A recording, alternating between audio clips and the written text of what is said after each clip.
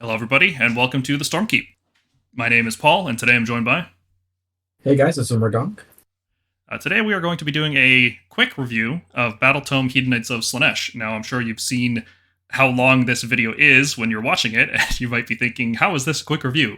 Well, it's because our reviews are normally like 7 hours long or something stupid like that. So we're trying to be a little bit faster so that we can produce more of these and cover more books because there's a lot to talk about. They're really, really cool. Alrighty, starting things off, we got to shout out our awesome friends over at Kaiju Gaming Lounge. Carl and the gang are awesome supporters of us. They give us our prize support for all those cool painting contests, but they do carry our awesome merch, which is our deep strike sticks. We got a 9-inch and 7-inch stick, which is perfect for, just like in the picture there, deep striking those annihilators, or if you play Beast of Chaos, you can bring in your guys with the 7-inch.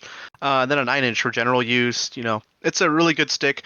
Like, and they come in several colors. You can even order them with the framing still on there, basically like the sticker. You can spray paint them or paint them your own colors and peel it off, and boom, you got your own custom stick too. So they're pretty cool, and as well as our dice you see there, which are super special, awesome. So check them out. Mrigank, what are your first thoughts about the Slaanesh army as a whole? What are your first impressions? So Slaanesh have always been a big problem child for GW. When they first came out, they were arguably the best army in the game. Just chain summoning units like every other turn, basically winning on turn 5 by chain summoning, generating insane amounts of depravity, and just dominating combat due to their locus I can't remember, locus of temptation, I think, which essentially made you fight last on a 2-up around all their greater demons and on a 4-up on their lesser demon heroes. That has all changed. This book has gone through 2 major redesigns now. One from second edition, which sort of just nerfed everything they possibly could and sort of made this book really just nerfed it into the ground. And then they kept reducing points on it again and again, every battle scroll, until it became really, really effective. And I have a few friends who play Slaanesh who found the last book pretty effective. And this is a 3.0 complete redesigned, reimagining of how this army is supposed to work. They kept a lot of things like the subfactions and the what each subfaction likes to do from second edition, from the second book in the second edition. And from there, I think this book has really just come out in its own sort of theme. It has its own identity now, and it's all, there's a lot of play and counterplay. So, Paul, why don't you start us off with their main thing, depravity points? Yeah, depravity is their equivalent to like disease points from Nurgle or fate points from Tzeentch or blood tithe from Khorne. Depravity is the Slaanesh mechanic. It's primarily used to either get a powerful army-wide effect passively or to summon demons. So, for example, if you have 12 depravity, all of your units are -1 to be hit all the time against all attacks. Really, really powerful. Once you hit 24 depravity, all your melee attacks suddenly start doing mortal wounds on hit rolls of 6, in addition to normal damage, which is an incredibly strong effect. And then at 36, you gain another defensive bonus, which is your whole army gains a 5-up board. We become Nurgle. Yeah, basically. Yeah. Now, that 5-up board seems really, really good, but it takes a long time for it to kick in, if you even get it to kick in. And that's something I think we're going to talk about a lot in our review of this army, is that depravity is hard to get against a savvy opponent. And the 5-up board, it feels like the army is definitely designed with the 5-up board in mind, because everything's super expensive and super fragile. So if you don't have this -1 hit and 5-up board, you're going to lose unit after unit after unit if you're not very, very careful. The other thing you can do with depravity points, if you don't want them just having defensive bonuses, if you just hate the idea of having those, or you're flush with them, you can summon demons. The demons come in at the end of the movement phase, wholly within 12 inches of a hero or the Fane, which is your terrain piece. So for 18 depravity, you can summon 10 Daemonettes, a Vice Leader, or the Infernal Raptoress. And scaling up all the way to 36 points, you can summon another Keeper of Secrets. Interestingly here, the wording on summoning a Chariot of Slaanesh, it's a keyword. That means you could potentially summon 3 models if you have a general and you can double reinforce a unit. Super weird. Hopefully that gets hit by an FAQ. Yeah, I feel like that's one of the things that the TOs will just watch out for. But yes, Chariots of Slaanesh can be reinforced. So. Yeah. So technically speaking, you could summon a unit with 3 models based on the wording. But I'm really glad about. I mean, probably not, because if you look at the theme around all the other things they can summon, they specifically cut down on reinforcements. Like in the last book, you used to be able to summon 30 Daemonettes. That's one of the best things, other than a Keeper of Secrets, to summon. So you not being able to do that anymore, yeah, makes me skeptical that that's what they intended. Yeah, no, it definitely doesn't seem intended. So hopefully we see an FAQ about that one way or the other. So depravity's cool, right? Powerful bonuses. You get to summon more demons, which is really cool. How do you generate it? So this is their third attempt at figuring out how to generate depravity. The first two were not very good. Led to really feast or famine results, and it was just dependent on what army your opponent was playing. If you were playing against models with 1 wound, you would get almost no depravity in that first edition book. If you were playing against Stormcast, you were having the best day of your life because everything gave you depravity. And if you're playing against Gargants, it was just farming. You were just farming 100 depravity a game. Well, that's not going to change much because the way you gain depravity, there's two main ways to gain depravity now. The first one is Euphoric Killers, which is once per turn at the start of your combat phase. You can pick a Hedonite unit within 1 inch of an enemy, so you have to be in combat to do this, and not just like, a defensive combat. Like you're stuck in melee when you do this. And for each wound they deal that combat phase with attacks, you gain a depravity point. So if you deal 10 damage, you get 10 depravity. And what's very important about this ability is it does not work on overkill damage. So if you fight a unit of 3 Aether Wings, max depravity is 6 wounds. If you fight a unit, like let's say you're fighting an 18 wound monster, like a Maw Crusher, stacked up a bunch of wounds, but he's taken 9 wounds already. Well, you can only deal 9 wounds to him in that combat phase, so you'll only gain 9 depravity. So this is a very, very important nuance with this ability, is that it scales based on the size of your target effectively. The more damage you can do to something that's not overkill, the more depravity you're going to gain from it. Which, there's big targets in every army, right? I don't think there's any army out there that runs a unit only like 6 wound units. So this is a lot more standard. Monster Ironjaws does. No, even Ironjaws will run like 3, 6-man squads of pigs, and that's like 30 wounds right there. Yeah, so it really punishes reinforced units because, as we're going to see later in this book, Slaanesh can get a lot of attacks, a lot of -2 and 1 damage attacks. So the more reinforced and high wound things you push it in their face, the better their chances of generating depravity become. So they definitely punish reinforced units, and then I think this other mechanic, the other main way of getting depravity, is called the Temptations of Slaanesh, and I think this is built to punish smaller units. So let's take a look at what this does. For every battle round, you gain 6 temptation dice, and you can spend those whenever your opponent fails a hit, wound, or save roll. You can say, hey, I can turn that failed roll into a 6 for you, but in exchange, I gain D6 depravity points. And if they say no, you say, okay, then take D3 mortal wounds. So what's going to happen? Every single time, players are going to say, no, I'm not going to take that 6, because I know how important depravity is to your army. Like almost every time, right? This is like level 0 is like, yeah, okay, you can have the depravity, whatever. Level 1 is, I'm never going to give you depravity. And then level 2 is, I'm going to sometimes give you depravity when it's beneficial to me, Right. So this is really, I like the limiting factor of this, as we see in our last bullet point, is that 1 unit can only be offered 1 temptation dice per phase. So you can't go, oh, you failed a hit, oh, you failed a wound, oh, you failed a save. I'm going to offer the same unit a temptation and I'll try to do 3d3 more wounds. That's not going to happen. It could happen in multiple phases, like they could fail a save in the shooting phase and then a save in the combat phase or something. But you can only do it to 1 unit per phase. And I think this will really separate the disciplined players from the somewhat newer players. A newer player will go, sure, I'll let you have it. I want my thing to not take wound. And then you will just generate D6 depravity again and again and just completely take over the game. And disciplined player will go, no, I'll take the D3. Just anytime you offer me temptation, assume I'm not taking it. And that'll just really screw you over as far as generating depravity goes. Yeah, if your opponent is able to just say no to the temptation dice every time, and then only put small units in the way of your combat units, they will end up, like, the game will finish with them not even hitting 12 depravity, I think. It's very possible that that's going to be the case. Especially when you consider how expensive and fragile everything is. If you're not getting that depravity high and fast, it's going to really hurt. But there's a lot of nuance with this ability, because let's say you are playing Blissbarb Archers, which is why they're on this slide here. They can split their shots up. They are very high volume attackers. They have 20 shots per squad, I believe. 20 or 22. I believe 22 shots per squad. 21, I think. The mini guy doesn't shoot. The guy with the cauldron. Okay, so let's say 21 shots. And that's all on, 3s effectively, rend 1. And that's pretty easy to get it to 2s and 3s rend 1. So you can split those shots up pretty wide, because this is only 150 points per unit. You can bring like 3 or 4 squads of these guys if you want. And all of these shots can go flying, and every time they fail any save roll, you can say, give me D6 depravity right now, or you're taking an additional D3 mortal wounds. And that kind of spread fire actually adds up over like 2 rounds. That can do a lot of damage and wear stuff down. So it's definitely good for a shooting mechanic. And this army doesn't really do a lot of damage with spells. It's just shooting and combat. So this feels fine, right? Yeah, it feels good. I mean, they're just better Undead Reavers is what I call them. They are, but they just die. They die so fast.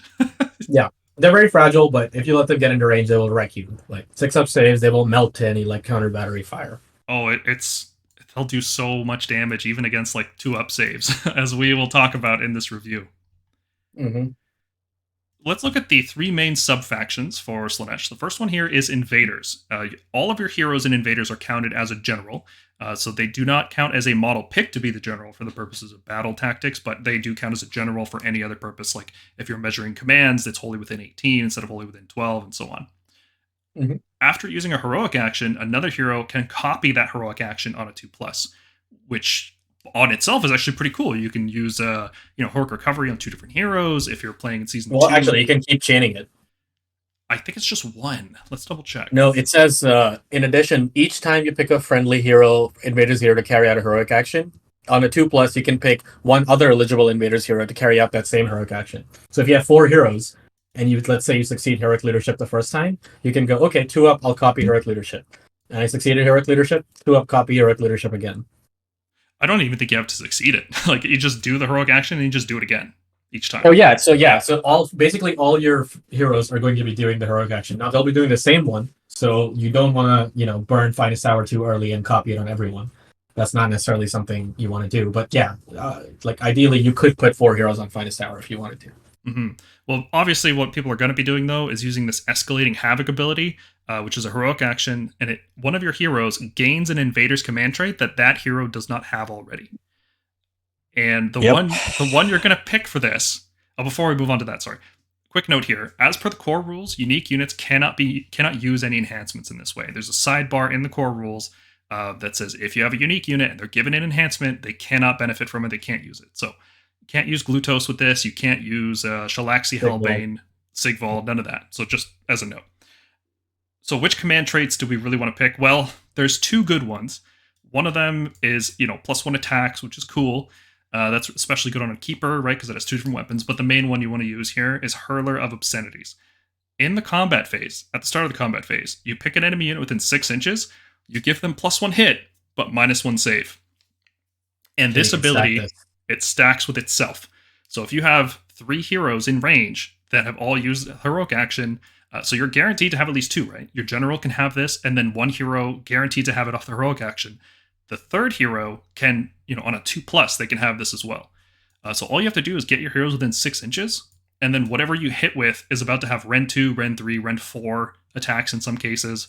This is crazy. This is crazy good. It is. This book has so many ways to do stuff like this. It's just like, when you look at it, it's like, why is this book such low rend? Like, why are all the melee like -1, -2? -2 is so rare in this book too, but it's like, and then you see this and you're like, oh, okay, so they're just not going to have a save. And the range is really good too. You don't have to be in combat. You could just run someone and be within 6. That's really good. You can just run 6 and then you're in range. Yeah. Defensively, it works too, right? Like if you are on the defensive with a keeper using a lash, you want to be within 6 inches to reduce enemy attacks by 1 anyway. And this is the exact same range. So not only are you reducing their attacks by 1, you're giving them -1 save. This +1 hit thing pretty much doesn't matter because most units are just going to all-out attack. So all you're doing is saving them a command point. And by the time you get to the combat phase, that's probably they might all-out defense now as a result, right? Because they don't have to all-out attack. So that's something worth considering. However, there are ways to shut off commands in combat in this book. So it's totally fine.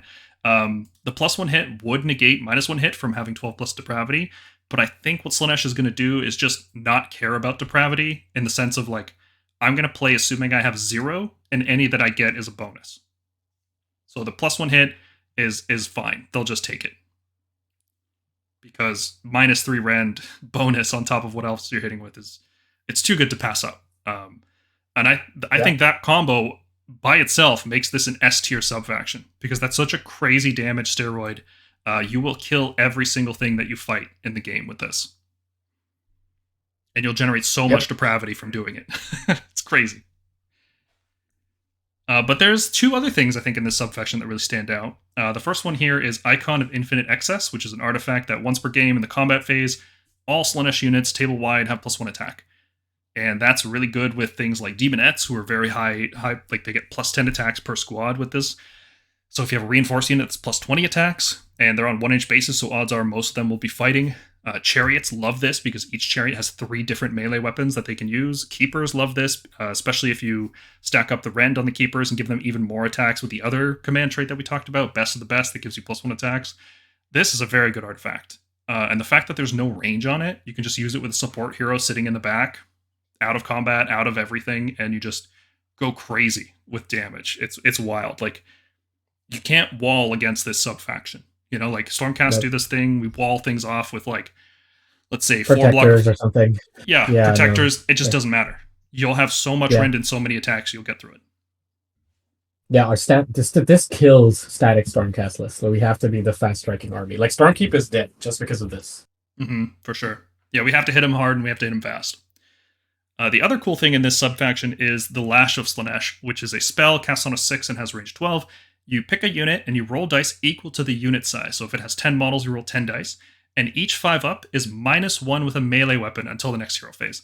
This neuters the current meta, right? Like Hearthguard Berserkers, if they don't roll that 4-up spell ignore, it's over. They're not doing anything that game. Ugh, it's so gross. Oh, you have a big block of 10 Retributors? Well, they're all -2 attacks now. It's like, okay. Yeah, just really, I mean, it's short range, which is, I guess it's good, like that it's short range, meaning they will need to risk coming up to the mid board, maybe risking a double or something like that. But yeah, the effect is just so powerful.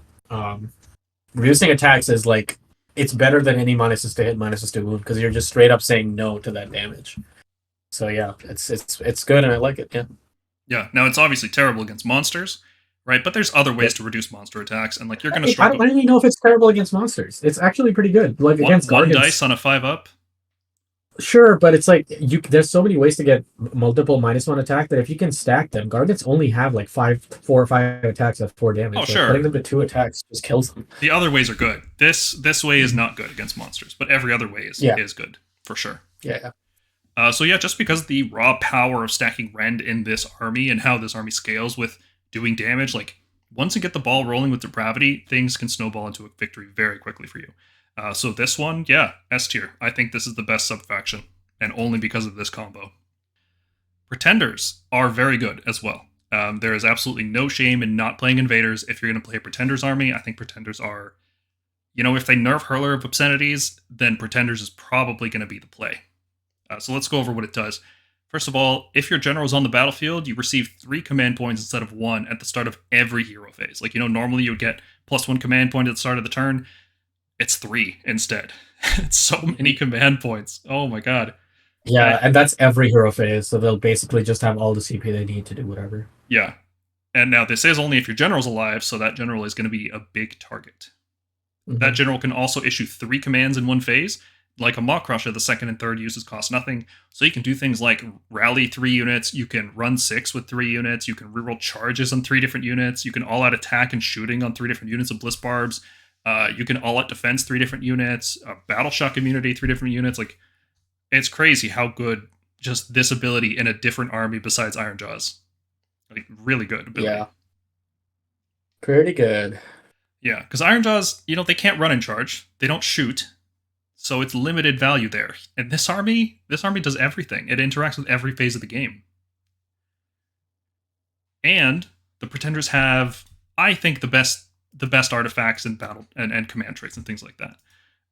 So just going to go over some of my favorites here. I really like Monarch of Lies command trait, that enemies within 6 inches, whenever they receive a command, on a 5+, you just say, no, you don't get that command. You still spent the point, you still issued it, so you can't issue it again, but it's just gone. Yep. That is pretty good. I think the one that's going to see the most play is probably Strength of Godhood, even after they eroded it, because as it's written in the book, there's no limit on how many times this activates. Every time the general issues a command to a different unit, you gain +1 rend and +1 damage. So you could get something stupid like +15 rend and +15 damage for the whole turn. That sounds fun. Thankfully, they eroded this, and now it's just once. But that's still very strong. That's still really good. You're putting keepers on 6 damage and 3 damage and -3 rend. I mean, you're still Golmarazing it up, so it's pretty good. Very, very good. The Crown of Dark Secrets artifact allows you to pick an enemy unit at the start of the game, and it has -1 attacks in melee while it's within 6 inches of the bearer for the whole game. And that's, if you put that on a keeper, you stack that with the Lash effect. Now that unit is potentially -2 when it comes to attack you. And this is pretty much how Slaanesh are going to get around Alpha Strike armies, is you just don't take melee damage because everything only has 1 attack per model. Yeah, that sounds good to me. Yeah, and then you can ditch this artifact. Like, after using it, you can ditch it using the Feign to get +1 to wound rolls on the keeper for the whole game. Ooh. It's always going to be on 2s and 2s. Oh, yeah. Oof. Oh, that's good. Yeah. Ooh. The Scepter of Domination is a sneaky good artifact. At the start of combat, each enemy unit within 3 inches gains the Strike Last effect if you roll a 5+ for that unit. So this is the first edition effect, the nerfed version. But Strike Last is so powerful, and being able to do this without having a hero phase or spending command points or anything, it's just on a 5+, you don't get to melee me until I hit you first, is incredibly strong. It is also every unit within 3, not just pick one unit. So yeah, I guess it makes sense for it to be on a 5-up and not like a 4-up or 3-up. Yeah. I think the Crown of Dark Secrets just seems more reliable. If the Crown didn't exist, I think this would be the go-to artifact. But maybe you take both, right? You just have an extra one. Yeah. They've got 2 good spells in the subfaction. Phantasmagoria. It picks an enemy unit, and anytime that enemy unit attacks, you can immediately retreat with one of your units that's within combat range. So, a little confusing, but basically, you're about to hit me? No, I run away because I have a 14-inch move. You just disable enemy hammer units. You hit one unit with Phantasmagoria, you hit another unit with the Crown of Dark Secrets, and you've just disabled 2 different melee hammers in the army. Most armies don't run more than 2 melee hammers. It's got to be like a pure melee army that's going to run more than 2. So, very, very strong.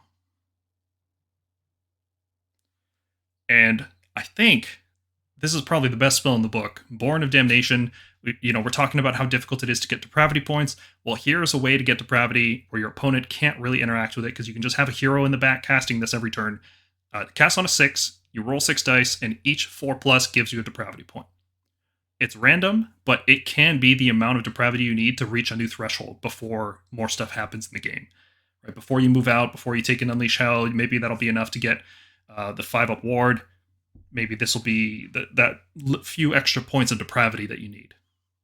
So overall, Pretenders looks very strong. I think it fits pretty much any playstyle, just having that many command abilities. I think this will, if and when they nerf Hurler of Obscenities, this will probably be the one everybody plays. But until then, Hurler of Obscenities feels like it's still just a little bit stronger. The last subfaction are the Godseekers. Their special thing is they get to reroll charge rolls while they are wholly within 12 inches of a Hedonites of Slaanesh hero. And at the start of the round, D3 units that are not in combat get to make a D6 move. And they cannot finish that in combat, so you don't get to do something like force your opponent to retreat or any of that fun stuff. These feel a little underwhelming compared to how very strong the other 2 battle traits are. Rerolling charges is nice, but if you're playing Pretenders, you can do that with 3 different units. How many units need to be able to reroll charges, right? So it's a little underwhelming. The D6 move in the hero phase, or at the start of the round, is nice, but kind of random. The thing is, this isn't bad. It's just not as great as the other 2. I can't see a bad subfaction thing here. It's if you want to run Chariots, hey, I love hero phase moves. As we're going to discuss in the Corn review, hero phase moves are very, very good. Can't finish it in combat, which is good, but hey, if I know I'm taking the turn, I can move D6, because it doesn't say front. I don't have to move towards you. I can move, back too, and really mess up your threat ranges. So yeah, I like it. Mm-hmm. Yeah, it's okay. It's not obviously as good as the other 2. But I think the command traits and spells and artifacts kind of make up for it, because there's some really good stuff in here. So into the fray, if you charge, you get to strike first. That's really, really good if you're multi-charging, let's say a Keeper and then a bunch of Fiends, or a Keeper and some Daemonettes or Chariots or or even just like a Bladebringer and some chariots, being able to fight alongside them is a good effect. Speed Chaser, which frankly I think might be better, unless you're using a keeper in particular. But Speed Chaser is after charging, you roll dice equal to your charge roll, and for each 4+, an enemy within an inch takes a mortal wound. So you turn into a Stormstrike Chariot. But this combos really well with a spell that gives you a 3d6 inch charge. So you roll 3 dice instead of 2, which is pretty cool. The final command trait is Hunter Supreme, which can only be used by a Keeper of Secrets. If you charge, you get +1 attack for both the weapons, and enemies within 3 inch cannot make pile-in moves. That second part is really, really good, because how you charge in this game is often more important than actually just making the charge. So being able to hit a unit on a flank, let's say you charge into Fulminators, and them not being able to pile in, or let's say Retributors or Stormdrake Guard, denying the pile-in move that whole turn is really, really strong, because you can hit it on one flank with this monster, and then hit it on the other flank with your actual hammer unit, and the amount of attacks you'll take in return are minimized. Yeah, it's good. Yeah, it's a solid command, solid enhancement. Mm-hmm. The Threnody voice box, I definitely pronounced that wrong. But once per battle, enemies within 6 inches of the bearer have -1 attacks. So that's an incredibly strong artifact. Yeah. Oh yeah, and you can stack this with like the Keeper Whip to have -2 attacks, and then you can have +1 attacks with the Keeper, who's a monster, with the Hunter Supreme command trait, and they can't pile in. To just make them incredibly immobile and just incredibly impotent in combat, I guess. On your turn you deny pile-in moves, and once it's the enemy's turn you activate this, and now they're all -1 attack. Really strong effect. The Girdle of the Realm Racer is also very strong. It allows the bearer to fly, to pile in 6 inches, and to pile in from 6 inches. Sometimes these abilities have one or the other. You can pile in from 6 inches, but you may not necessarily have a 6-inch pile in, and then vice versa. This one gives you both. Very strong effect. You can just run into range, get through, unleash hell.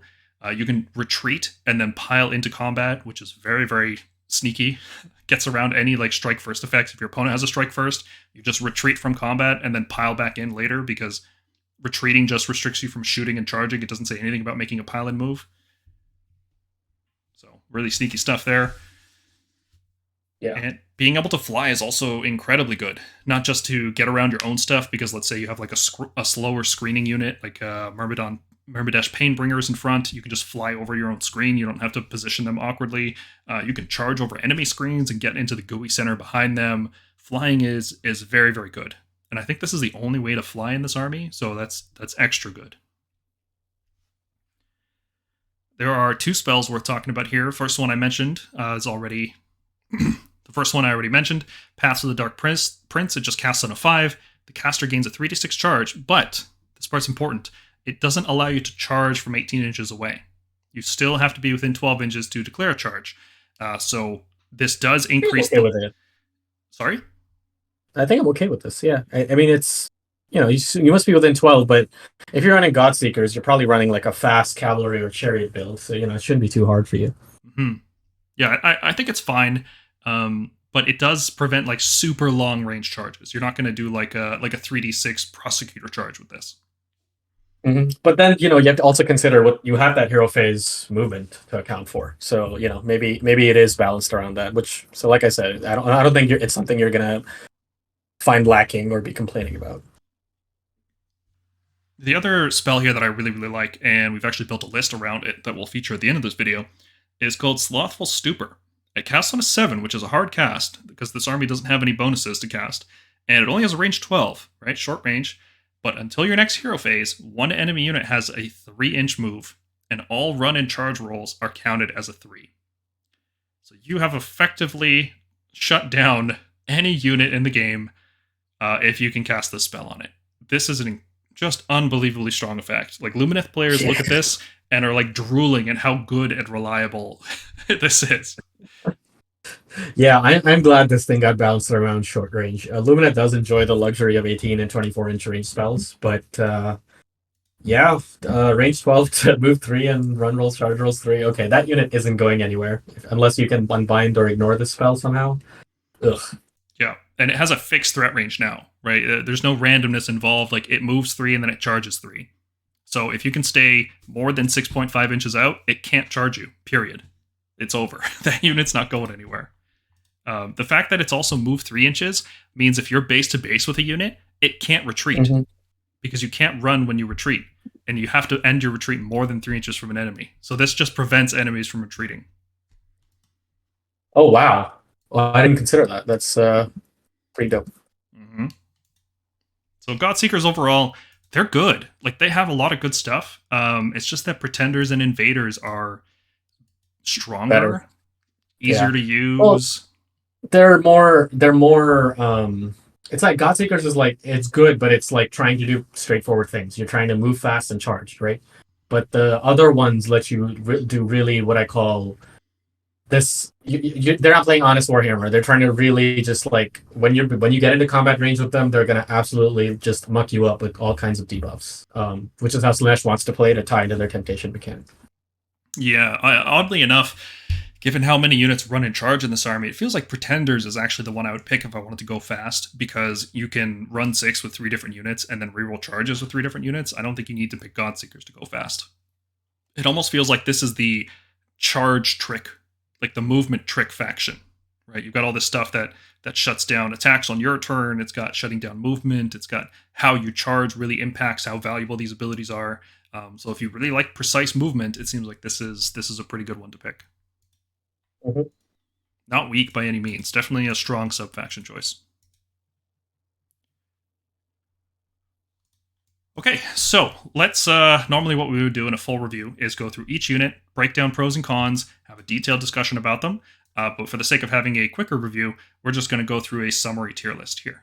So we'll start off with the S tier. Blitzbarb Archers. Why are they the only non-hero unit in S tier? Mrigank, break it down for us. Well, there's this book called Idna Deepkin, and they have this unit called Reavers. And point for point, I think Reavers are 170 points for 10 models, 2 shots, 3s and 3s, -1/1. They have a 5 of save natively, and on Flood Tide, which in most cases for Idna Deepkin will be turn 2, they get to run and charge, and they have an 8-inch move. So they can effectively, with 18-inch range, hit you 32 inches away. This unit is 20 points cheaper, and for 1 save point less, so a 6-up save, you always get Reavers on Flood Tide. You will always have 21 shots, so 1 more shot than Reavers, because the Reaver captain doesn't actually get an additional shot, on 3s and 3s, or 2s and 3s with all-out attack. And that kind of volume shooting, 20 shots for 150 points is insane. Like, we often talk about how bad Vigilers are, and maybe we could use them in a volume shooting role, which is occupied by crossbow adjudicators. Imagine a crossbow adjudicator somehow ended up being 40 points cheaper for a save that is only like 2 points less. No, it's just a good unit, and like Paul mentioned earlier on with the Temptation, you can just shoot pepper shots across a bunch of units, which is what Slaanesh was doing anyway. In the case of how Depravity worked one book before this one, and just like force them to take Temptation across multiple units. Or if they don't take it, you're just spreading D3 mortal wounds out. So yeah, great unit. Just it's sad that Slaanesh is basically going to be relegated to a shooting army. It feels like a lot of things are going that way now in Age of Sigmar, but it is what it is. Well, that's a really interesting thing about this, is that when we first opened the book, we were like, oh, Blitzbarb Seekers or Archers are good, and that's like the only good unit, seemingly. But it turns out there's a lot of good stuff, and even though Blitzbarb Archers are the standout, it's how they interact with everything else that makes it an interesting book to look at. They are really good. I think they're so good that you can run them MSU with Pretenders and just run 3 different units and then pepper shots across and get a whole bunch of depravity or just do a lot of damage. But their focus fire is also really good too, right? Especially if you're playing Pretenders and all of them are +1 hit, or if you just have a Lord of Pain on an objective and they're all +1 hit. Everything's on 2s and 3s, Rend 1, sometimes Rend 2 if you have Blitzbarb Seekers shooting first. That's gross amounts of damage for 150 points. And they fit their battle line slot too. It's crazy how many lists just have lots of these guys. 30 plus, I'd say, is pretty standard for every Slaanesh list. Mm-hmm. So yeah, fantastic unit. You'll use it in every single build. It naturally synergizes with everything you're trying to do. It kind of changes the whole dynamic of Slaanesh from being a melee summoning army into a, shooting and melee and fast. I would say like a skirmishing army. It's like a really hit and run skirmishing army until they get enough depravity to challenge you, toe to toe.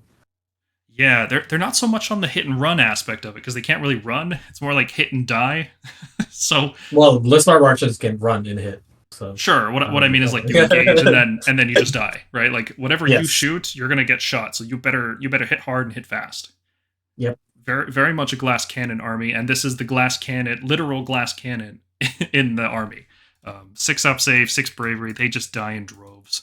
Yeah, I don't. Other than maybe Glutos and Murmurdash, I don't even think they have 3 up saves in this army. I think everything's on a 4 up. So yeah, you're not gonna. 4 up or worse. Yeah. Everything's fragile, but these guys are especially fragile. Keeper of Secrets is an S tier unit. Our first opinion of it was this costs a lot of points. 400 points for this War Scroll doesn't seem worthwhile, right? It does a lot, but when you consider that a lot of these abilities are just mutually exclusive weapons, it starts to look a little bit worse and worse. But then you start to come around on just how well it fits into every single list that you're going to write. Pretty much every list. It's fast, 14-inch move, right? Like that's like Karazai fast, which is awesome. It's a 2-spell wizard, which is fantastic because you're going to want to cast one of your lore spells, and then you're going to want to cast Mystic Shield every single time. Yep. I'd say the Living Whip is probably the standout weapon because it has a 6-inch shooting thing which can trigger more temptation dice, but also the -1 attack thing on a 2+ in combat is really, really strong because it just requires any enemy unit being within 6 inches. So you can use it offensively. You can hit a unit behind, like ready to riposte. Defensively, you can use it when you get attacked. You can give them -1 attack immediately without even putting the keeper in danger. Incredibly strong. I think the Living Whip is the way to go. Either that or the Aegis. The Shining Aegis, I think. Yeah. I think you have to go Aegis. I think shooting in this game is way too good for you to not take the Aegis. Like, yes, the Living Whip is good, but I think your abilities and spells will have to make up for it it's good if you manage to summon a keeper in the game. But I think if you don't take that, Raptors, Iron Blasters, I don't know, even Corn Skull Cannons will just absolutely nuke you. Yeah, like if this is your general and Pretenders, I think you go Aegis for sure. But if you're running Invaders, I think the Living Whip is a fine choice. I don't think you need the 5-up ward as long as you're running multiple threats, right? But in Pretenders, like if the general dies, it's pretty bad for you. It's over. Yep. Yeah. So other things that the Keeper does, the melee damage on the surface doesn't look very good, right? You're looking at about 8 damage on 3/3's Rend 1 with the blade, and then about 10 damage on 3/3's Rend 2. And that's not very exciting. 18 damage on 3/3's Rend 1, 2, it's okay, right? That's like Be'lakor, and nobody's really scared of Be'lakor's fighting. The damage that this Keeper does is very subtle, right? It's going to stomp you because it's a monster, or roar you, which is even better. It's going to have +1 attacks usually from some effect, right? So that it's going to be an additional 2 damage from the Great Blade and an additional 5 damage from the claws. Sometimes it's going to have bonus rend. If you're playing Invaders or if you're playing Pretenders, it's going to be hitting you on Rend 3, Rend 4 on most of these attacks. The Dark Temptations at the start of the combat phase, either you get D3 Depravity or your opponent takes another D3 Mortal Wounds. So you stack that with a Stomp, you stack that with Charge Mortals from Godseekers maybe. All of this damage is starting to add up. Right, this is actually a pretty punchy monster, all things considered. I think they've balanced its War Scroll around the abilities that it can do. I think too many people sort of just start looking at raw War Scroll stats without considering, what's behind it. Right, and I think if this thing had been a beast at combat, it would have been really unfair to have all the buffs and debuffs that a keeper can typically do. And those are really exciting to use, especially. And I think this is the reason this thing is 400 points. Is because of its excess of violence ability, where once per battle in the combat phase, you can pick a Hedonite unit wholly within 12, and it can fight again, but it gains Strike Last. So basically, you turn any unit into Chaos Chosen.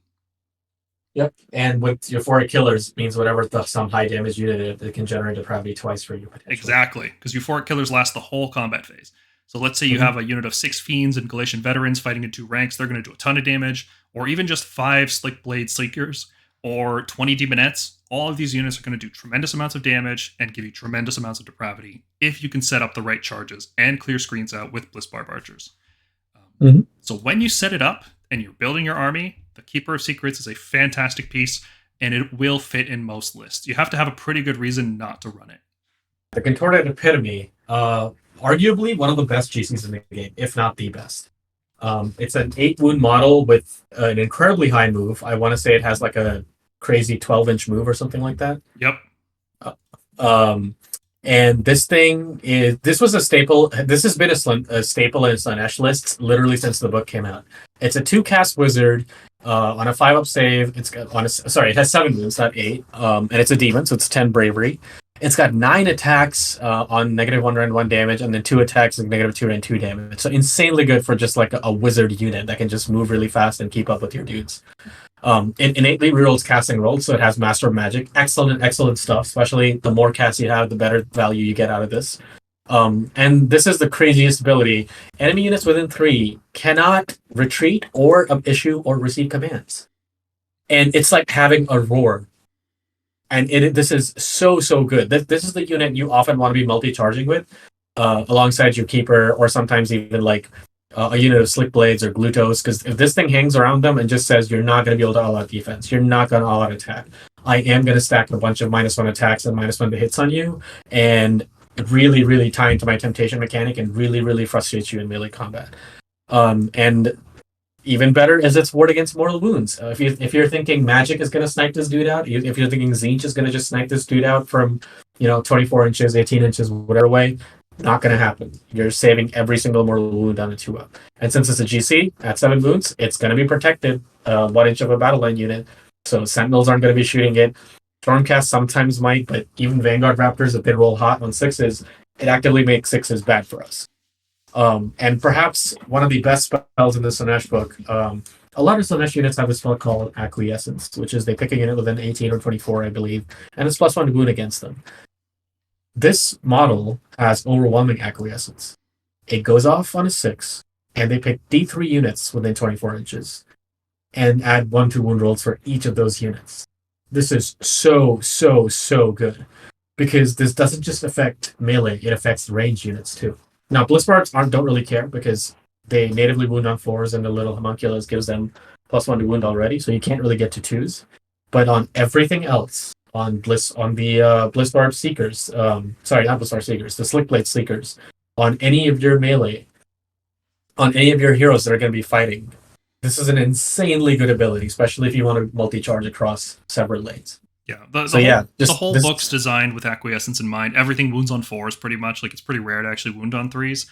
So you need this buff. And like, you're either going to get it from your Bladebringers or you're going to get it from the Epitome. So this is the hero every list starts with. Like, even more so than the Keeper of Secrets, the Contorted Epitome is like the go-to. It's like their relic. It's like their 150 point tax. I believe it's like 190.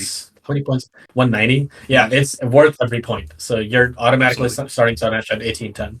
There's so many ways to use this model too, right? Like, you can use it as a supporting charger to have a guaranteed roar. Like, oh my god, how good is a guaranteed roar Mrigank? Can you imagine how good that would be in Stormcast? It also shuts off retreat, which is crazy good. Now, you are going to take some damage from that, right? If you're playing that aggressively, but with 7 wounds, you'll not die to light damage. So if you charge properly, this thing can survive. No, I mean, you have so many spells across your army sometimes, and your spells are short range. You'll run out of spells a lot of times. Just go Mystic Shield on this guy. All your stuff is glass cannony anyway. Make this guy survive as long as possible, Just like go Mystic Shield, go all out defense. It's already protected against mortal wounds, so you don't have to worry about that, Oh yeah. The mortal wound protection is really what puts it over the top, I think, because it's got all this power, and then it's also protected against one of the most common ways to snipe it out. There's lots of fun ways to use this. You can, use it to reroll cast to get higher cast values off. Like if you wanted to, for example, cast Sloth for Stupor. In Godseekers, this is probably the best way to do it. Get that reliable 7-up reroll. Overwhelming Acquiescence is one spell, but then there's all kinds of other ones that you want to be casting. Even Flaming Weapon is a good choice with this hero, because you can pump those 9 attacks up to 2 damage apiece, and if you pump up the red in Invaders, all of a sudden this thing hits really hard. Like, what? Yes, and it's turning off all-out defense, so it's effectively -2 rend already. So it's -3 rend. Yeah, it's really, really crazy just how versatile and how useful this guy is. And frankly, even if it dies, if you got enough value out of it, that's okay. Like, it's not like a linchpin of the army where everything falls apart without it. Like, it's good. You want to keep it alive, but there's a time and place where having it die is acceptable. Just Yeah, fantastic. honestly, and if you're just generating depravity, just you have just unlimited amounts of it. 24 depravity will buy you another one. So hey, hmm Yeah, you can just summon more in, even without enhancements. They're great. Yeah. So that's our picks for the S tier. We feel like these will fit into most lists. Everything else is more or less situational or down to preference. There's no other obviously S tier. Like there's a lot of, you'll notice in the A tier, we have 5 different units because they're all good in their own ways, and you can kind of build in that. So the first one let's talk about is just Daemonettes, because they're quick to talk about them. Deceptively strong, 2 attacks apiece on 3s, 4s, rend 1, which is going to be 3s. And they're witch elves, right? They're witch elves. Yeah, they're witch elves with the gladiatrix built in. Yeah, exactly. That's exactly what they are. And turns out that's really good because you can run like a 20 brick of them as a melee hammer in Invaders and pump them up to rend 3, rend 4. Or you can run, 3 squads at 20, or let's say 2 squads at 20. Both of them can run in charge and pretenders. There's a lot of viable uses for this unit. And even though it is fragile, right, only 10 wounds on a 5-up save, it's also only 125 points, and it's always filling a battle line slot. So that's just nice and efficient. I believe it's your cheapest battle line. I could be wrong about this. It is, yes. That's another benefit of it. Even just a 10-man squad as a screen, suddenly it's doing good damage as well. Very I definitely underestimated them. My first game against it, I lost a Dracoline and a half to a squad of 10 just randomly fighting me back in combat, and I was like, that's a lot of attacks for 125 points. And they combo excellent with the acquiescence spells in this army. Plus, they have a 5-up rally if they have an icon bearer. So this is definitely one of those units you build a list around. You can put your keeper double fight into them along with euphoric killers and acquiescence onto their target, and then you can have invaders stack rend on their target, and they just murder everything. Reinforced demon summons were really, really powerful in the last 2 books that Slaanesh had. So I can imagine demons still being good. Demons are definitely the better side of the book, I'd say. There's some good, some bad in both sides.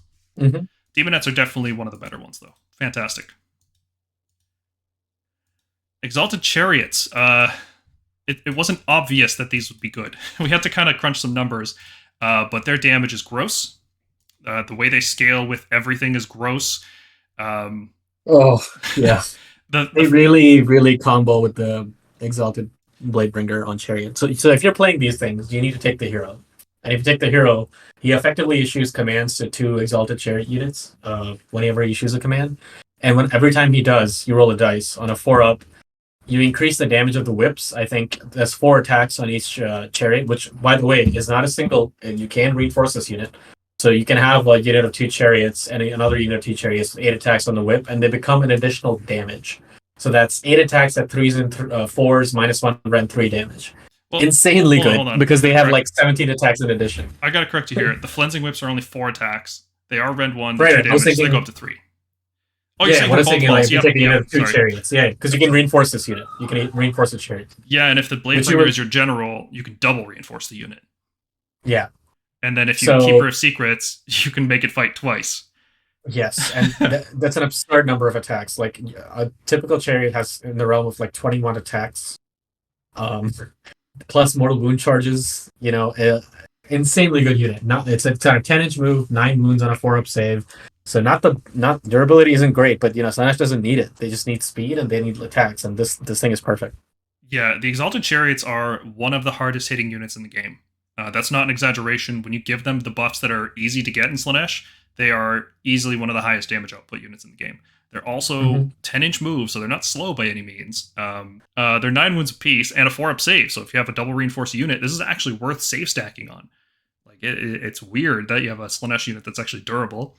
I don't think you need to run the hero, right? Because it's just. Oh no, you do. Yeah, sorry. You do, because you need to issue commands from an Exalted Chariot in order to get the damage buff. And it's worth it to shoot for that. It's on a 4-up, but still. For sure. And the Bladebringer hero herself, she's also really good. She's just a great fast hero, which works well with Invaders, and works well with Pretenders, works well with Godseekers.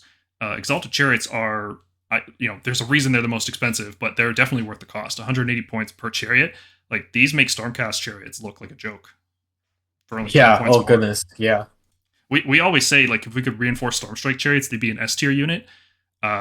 Yeah, that's pretty much what This is- Exalted Chariots are. These They're chariots fantastic. are close to being S, I would say. They're very close to being S. Oh, all Like, of- I think in Godseekers, yeah. All of these units are close to being S. Like every unit we put in A is close to being an S. They're all very good. It's just not every build will be about Exalted Chariots, and kind of just peppering them into a list, I don't think is the way to go. I think you got to pick which hammer unit you want to focus on in your army. Let's talk about Seekers, Bliss Barbs, and Slick Blades. Fiends first, because they're next on the list. Oh, yeah. Yeah, so Fiends are a little weird, right? Because they're not obviously good, but they can go into veterans, right? They're an infantry unit, which is super weird. They look like cavalry, but they're not. They're centaurs. They're anteater centaurs. Yeah, they are the mounts, so I guess that counts as infantry. Yep. So they get to fight in 2 ranks, so you can have a reinforced unit of these guys, pump out a whole bunch of attacks, most of the buffs that you can give to other units, +1 hit, +1 wound, all these rend bonuses, attack bonuses. Fiends love all of these. They natively wound on 3s, which means when you have acquiescence, they're going to be wounding on 2s. And the bigger the target gets in terms of wounds, the higher their damage goes up. So they're really good at tearing down bigger targets. They are passively -1 hit and -1 wound with all melee attacks, so they're somewhat durable. With a 5-up save, I don't think they're going to live that long. But if you hit the right target at the right time, -1 hit stacked with depravity is a permanent -1 hit. They can't even all-out attack through it, which is nuts. Yeah, and -1 to wound is one of the best effects you can have in this game. Making something wound on 4s is so swingy, it can turn the game for you. Definitely. And then the final piece to what makes them A-tier unit is that they have Disruptive Song, a -1 casting, unbinding, and dispelling aura for enemy wizards while they're within 12. That's very strong. It doesn't stack with itself, which is unfortunate. So you can't bring 2x3 fiends and have -2. But if you run a Kronspine, which I think is going to be a common unit in this army, those effects stack. So you can have a -2 casting effect with fiends and Kronspine in the same list. That sounds fun. More Kronspine. Yeah. The downsides of the fiends, though, is that they're the same points as the Slick Blade Seekers, which are also 200 points. They're a little bit slower, and they don't munch through infantry as quickly. So Mrigank, run us through the Seekers. So there's 2 kinds of Seekers you'll find. The Slick Blades, which are the melee variant, and the Bliss Barbs, which are basically your Bliss Barb archers, 5 of them mounted on these ant-eating, weird Slaanesh cavalry. So I'll start with the Slick Blade Seekers. 14-inch move, 4 wounds, 5-up save, bravery 6. They can run and charge, so their effective threat range is 20 plus 2d6, which is pretty huge considering these shorter board sizes. In a Dawn of War deployment, you will be able to hit something in your opponent's army, even if it's just a screen. They have 3 attacks a model, so about 15 attacks in the unit for -2 rend, 1 damage on 3s and 3s, and then the Poison Tongues have 2 attacks each on 3s and 4s, 1 damage also. So 1 damage, you're not seeing a huge amount of 2-3 damage units, but they get an extra attacks on the Slick Blade on the Riders if the target unit has a wound characteristic of 3 or less, which means if you're attacking screens, if you're attacking most infantry that isn't Necropolis Stalkers, you will be doing 4 attacks. So you'll be putting something like 21 attacks at -2 rend, 1 damage into them. This unit is your depravity generator. It's not there to survive. It's got a 5-up save. It's got a 6 bravery, but it's really, really fast. It can get where it needs to go, and it will hit something and just absolutely churn depravity for you. This is your throwaway unit. You throw this in early on so you can get to 12 depravity as fast as possible. I would also use it kind of like a Dracoline type unit, where it's harassing flanks, it's playing side objectives. It's not your main hammer, but it is still a good hammer unit that you're okay trading out. Yep. Anyone who underestimates this unit on a flank is going to suffer. They actually are fairly damaging, given a lot of attack or acquiescence. Yeah, remember they are. Attacks on, I was going to say, they are -2 rend, 1 damage. Yeah. Yeah, and they're a 5 model unit, right? Stat lines like this, the size of this model, people will be like, why is that 5? It should be a 3. No, there's 5 models in this unit, which means you're at 20 attacks on 2s, 3s, usually 2s, 2s, rend 2. And if you get to pump those into something with bonuses to rend and invaders, even better. So you're not going to see, I don't think you're going to see this unit spammed because it's just not very good at taking down bigger targets. It's also expensive. It's 200 points. So yeah, same maybe price you'll as see Fiends. one of these. Yep, you'll see one of these on a flank or one of these earlier on to just crash into your lines, generate some depravity to get them to 12, and the game goes on from there. But yes, do expect to see them. They are valuable for Slaanesh. Yeah, 1 to 2 of these per list. I don't think you'll see more than that.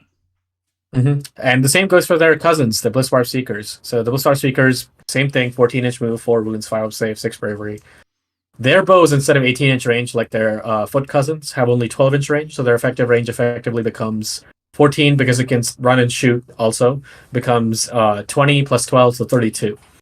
They have 3 attacks at 3s and 4s, -1/1. They do not get the +1 to wound because they don't have that little homunculus unit. But the great thing about balancing this out with the pure damage of their foot cousins is if there's any wounds allocated to the enemy unit from this unit's attacks, you can subtract 1 from their save rolls for the rest of the turn. But the same unit cannot be affected by this ability more than once turn. So they're effectively think of if mounted Vigilors existed and they reduced the save of a unit for the rest of the turn. Imagine if Vigilors cast Purple Sun. That's what this unit is. Yeah. And it's really, really, really good. Now, I can't expect this unit will be spammed because Slaanesh does need damage, it needs volume, and this thing is not any of those. It is a very expensive 200-point utility unit, but churning out additional Rend for Slaanesh in an army that is already using Invaders, or I believe it's Invaders, that was just subtracting 1 from save rolls for the rest of the turn, making all your Bliss Barbs shoot that unit for effectively -2 Rend, is just amazing. It's great utility. I can even see this allied in any Chaos army that wants it. Everything good about this unit is on its 4 scroll. Slates of Darkness, an army that purely exists on -1 Rend, might really like this unit. So. Oh yeah, imagine Chosen all the time Rend 2, and then sometimes they roll to get a Rend 3. It's going to be gross. Bliss Barb Seekers are an excellent unit, but they are like a supporting hammer unit, right? Like Slickblade Seekers, like Stormstrike Chariots and Stormcast. These are not a unit that's going to carry the whole game by itself. Because they're just inefficient, they're not battle line, they are a nice supporting hammer shooting unit. The fact that they have to get within 12 inches to shoot is a huge downside. That means that after they shoot, they're probably just going to die. And they're not a high damage unit like Slick Blade Seekers, which is a fun word to say.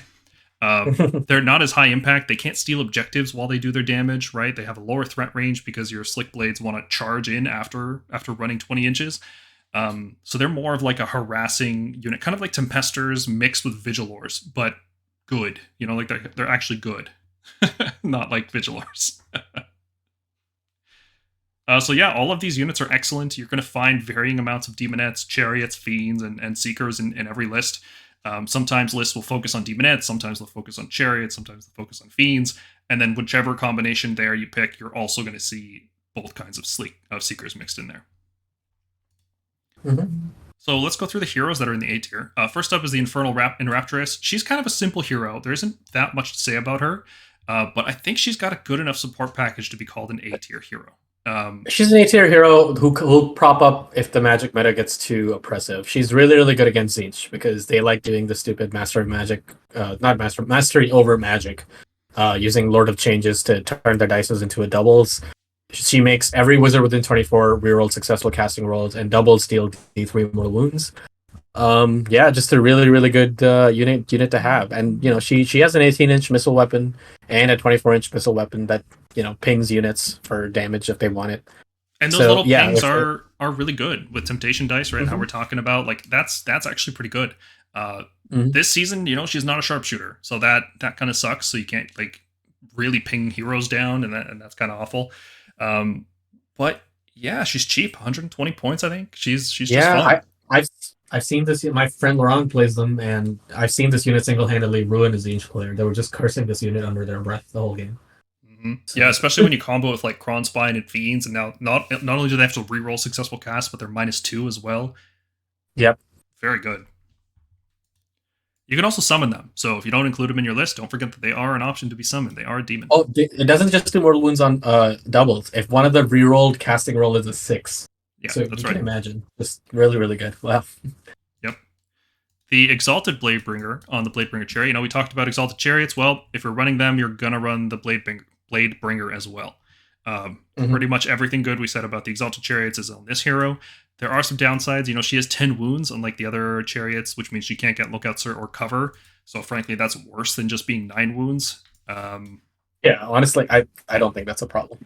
No, usually what you just give her is Flaming Weapon, and you'd run her next to an Epitome. If the Epitome fails Greater Acquiescence or whatever it's called, she can cast Acquiescence. Otherwise, she's just going to cast Flaming Weapon, and then she's going to have 6 attacks on 3s, Rend 1, 3 damage apiece. So pretty good punchy hero. The free commands are nice. Kind of kind of negated if you're playing pretenders. Like you don't need those extra command points. Or if you're just playing one big unit of chariots, then the extra commands aren't that useful, right? If you're running like a double reinforced unit. But yeah, I can honestly say Exalted Chariots are so good that you might even skip the Bladebringer just to bring more chariots. Because like the extra damage is fine. It's good. It's high impact, but just having more stuff is good too. Yeah. Yeah. The Shard Speaker of Slaanesh is a nice little utility hero. There's nothing in particular she does that is like game winning, but it's like lots of little things. So she's a 1-spell wizard for 125 points, which is good. And her spell is good, right? Pick an enemy unit within 12, it has -1 attacks. So that's just a good spell to have, especially because it casts on a 6, which is really easy. And if you cast a spell, then you get a 4-up ward, so she gets even more durable. But the other thing that makes her good is that in the shooting phase, she can pick an enemy unit within 9 inches, and on a 4+, you have another -1 save effect on that unit, just like the Blitzbarb Seekers. So between the Shard Speaker, -1, it's a 4-up, it's kind of random. But then the Blitzbarbs is another -1. You could potentially have your Blitzbarb Archers at Ren 3. Disgusting. Yeah. Yeah. So that's... Shard Speaker is... Oh my god. It's just... Yeah, the fact that it goes off for free on a 4-up, like, within 12, it's... It is within 9, to be fair, and she only moves 6. Oh, sorry, 9, yeah. So she is survivable. Like, she is survivable, though. For a support hero, she has that 4-up ward if she gets a spell off, I think. Yep. So, yeah, it's like she successfully casts a spell, she has a ward of 4-up until her next hero phase.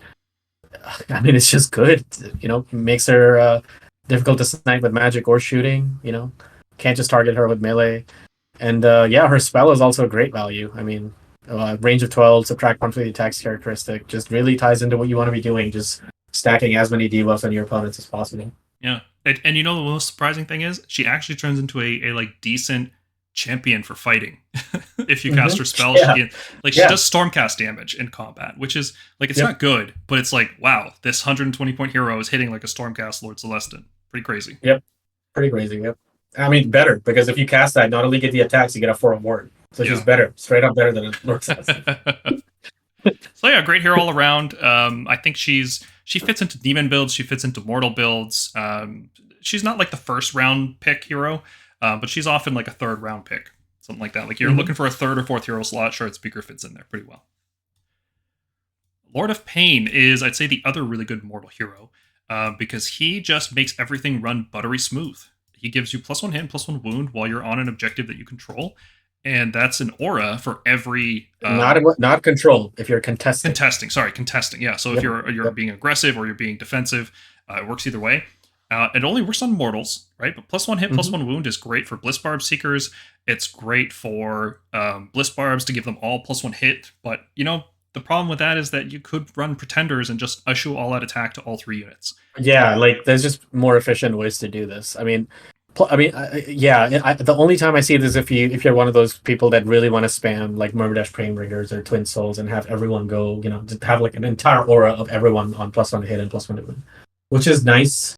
But, and he's a survivable GC. He has a ward of a 4-up. Every time he negates a wound with that, he basically does the Azerite Halo thing, which is really, really good. Because that, I think, so, it's like a better Sigmarite Thunder Shield. But, yeah, it's... I don't think it's a Soul C play. I think the Pretender's on, like you said, is just a better way to do things. Yeah, he kind of fits with the whole package of Painbringers and Twin Souls that we're about to talk about. So I thought about initially putting him into B tier, but he's a little bit better because he also buffs Blitzbarb Seekers, which normally don't have their own +1 to wound. They need that from Acquiescence. So there is a little bit more value in this guy than there would be in just running him with Twin Souls. I guess we can talk about the endless spells at the end. So while we're on the topic of Lord of Pain, let's talk about these 2 units, the Painbringers and the Twin Souls. They are a little underwhelming to me, I'm going to say. The fact that they're only 2 wounds apiece, I think, is really what holds them back, because they feel like they should be tougher. Because you're paying 145 points for 10 wounds, and you're not getting a lot of damage out of it, and they're kind of just defensive pieces in an army that I don't know how well you can utilize defensive pieces here. I know. So I think they're. This is one of those war scrolls that seems very bare on its own. Like I think that's the thing where people sort of look at war scrolls and they tend to look at it the way Stormcast Eternals, like we look at it, is how good is this war scroll on its own. I think this thing has been built around you taking the Lord of Pain. I think this thing is built around you having at least 24 depravity. Because Myrmidon Painbringers are basically what? Like 3 attacks, -1 rend 1 damage. They're 3-up saves, and if they're contesting, they're within 12 of an objective that you don't control, they're a 2-up save. Or wholly within enemy territory as well, yeah. Sure, yeah. So they turn into protectors. But, when you think of what they're going to do near Lord of Pain, they're going to be on 2s and 2s. If you get 12 depravity, they're -1 to hit. If you're 24 depravity, then those 15 attacks turn into mortal wounds on 6s in addition. The same with Twin Souls, these are like if anything's within 3, they have -1 attack and enables a 5-up ward on the Twin Souls, and they also have -1 rend 2 damage. So I think they're sort of balanced around you running a Lord of Pain and you being able to generate depravity. What I don't like though is I would have liked one of these to be more offensive, one of these to be more defensive, and they're both just different degrees of defense. Yeah, let's go through what the Twin Souls do as well. We can kind of talk about these units at the same time because I think they fit into the same niche more or less. So Twin Souls are, instead of 3 damage per model, they're 4 damage, but they're on 3s and 4s instead of 3s and 3s like Painbringers. They're a 4-up save instead of a 3-up, but they have this two really cool abilities.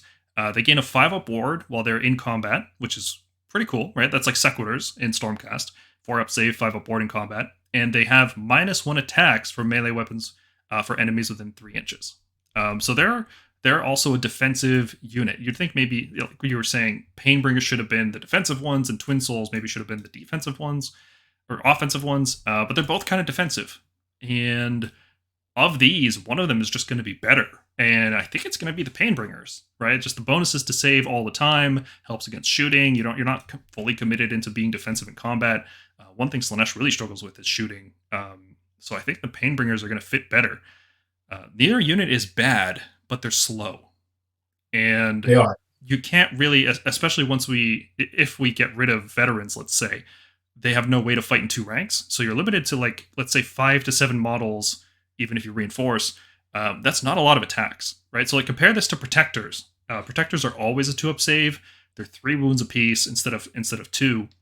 And they're 5 attacks apiece instead of 3 compared to Painbringers. They're rend 2 instead of rend 1. Like, even though Slaanesh can make this unit look a lot scarier, Protectors just do everything better.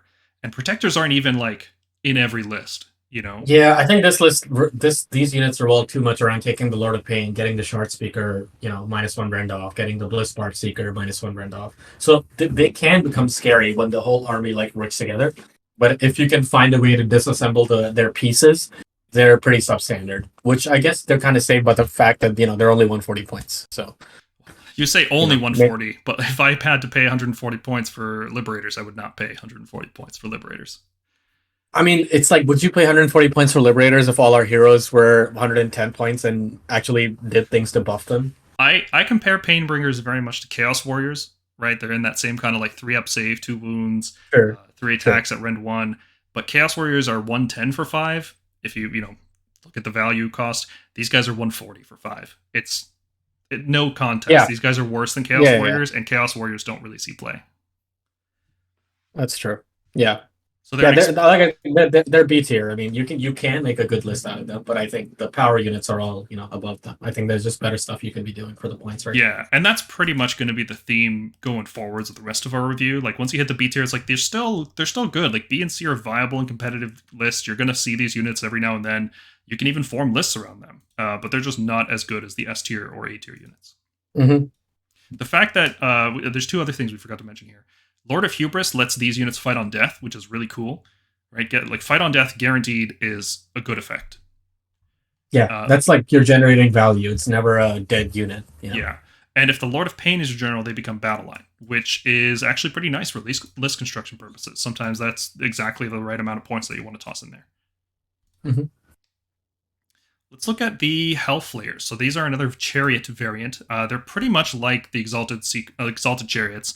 They're way cheaper, right? I think they're only 130 points each, which is a huge discount from 180 from the Exalted Chariot. And they have this really cool effect where at the start of the combat phase, you roll a dice for each enemy unit within 1 inch, and on 4+, it takes D3 mortal wounds. And then for each 4+, because this is each enemy unit within 1 inch, you add 1 to the attacks characteristics of all the melee weapons on the Chariot. And then if you're hitting like a larger unit, 10 plus models, then it triggers on a 3 plus instead. And if you have the Bladebringer hero nearby, well, that's now on a 2 plus because you add 1 to that roll. So that's a lot of mortal wounds just happening every single start of combat, potentially, right? Because this is every single chariot doing this. If you have 4 chariots in range at the start of combat, whether you charged or not, each one on a 2 plus is going to deal D3 mortal wounds to you, and then get +1 to all of their attacks. Yeah. So that's pretty cool. The fact that they become battle line when you bring the hero is pretty neat. They become a 130-point battle line. It's a little awkward if you're trying to go for lower drops, but let's say you don't care about low drops, in which case that's actually a pretty cool unit to bring. I like this unit. Yeah, that's about all there is to say about it. It's an Exalted Chariot, cheaper, does a different charge thing. While the Exalted Chariots, do charge mortal wounds, this unit just does it all the time. It's not based on enemy saves or nothing. Pretty cool. Glutos. They have a lot of chariots. They have like 3 different kinds of chariots. They do have 3 different kinds of chariots, which is very confusing. First time you look at this book, you have no idea what the difference is. Yeah. Let's talk about Glutos. He is a big, beefy boy, but is he good? What are your thoughts on him? He is, okay, assuming the Kronspine doesn't change or something, he is the only tar pitting source in this army. A lot of your stuff is very fragile. With how lethal AOS is, there's a lot of stuff that can get just blown out by turn 1 shooting or like a really stupid turn 1 charge, like from a Mile Crusher or something like that.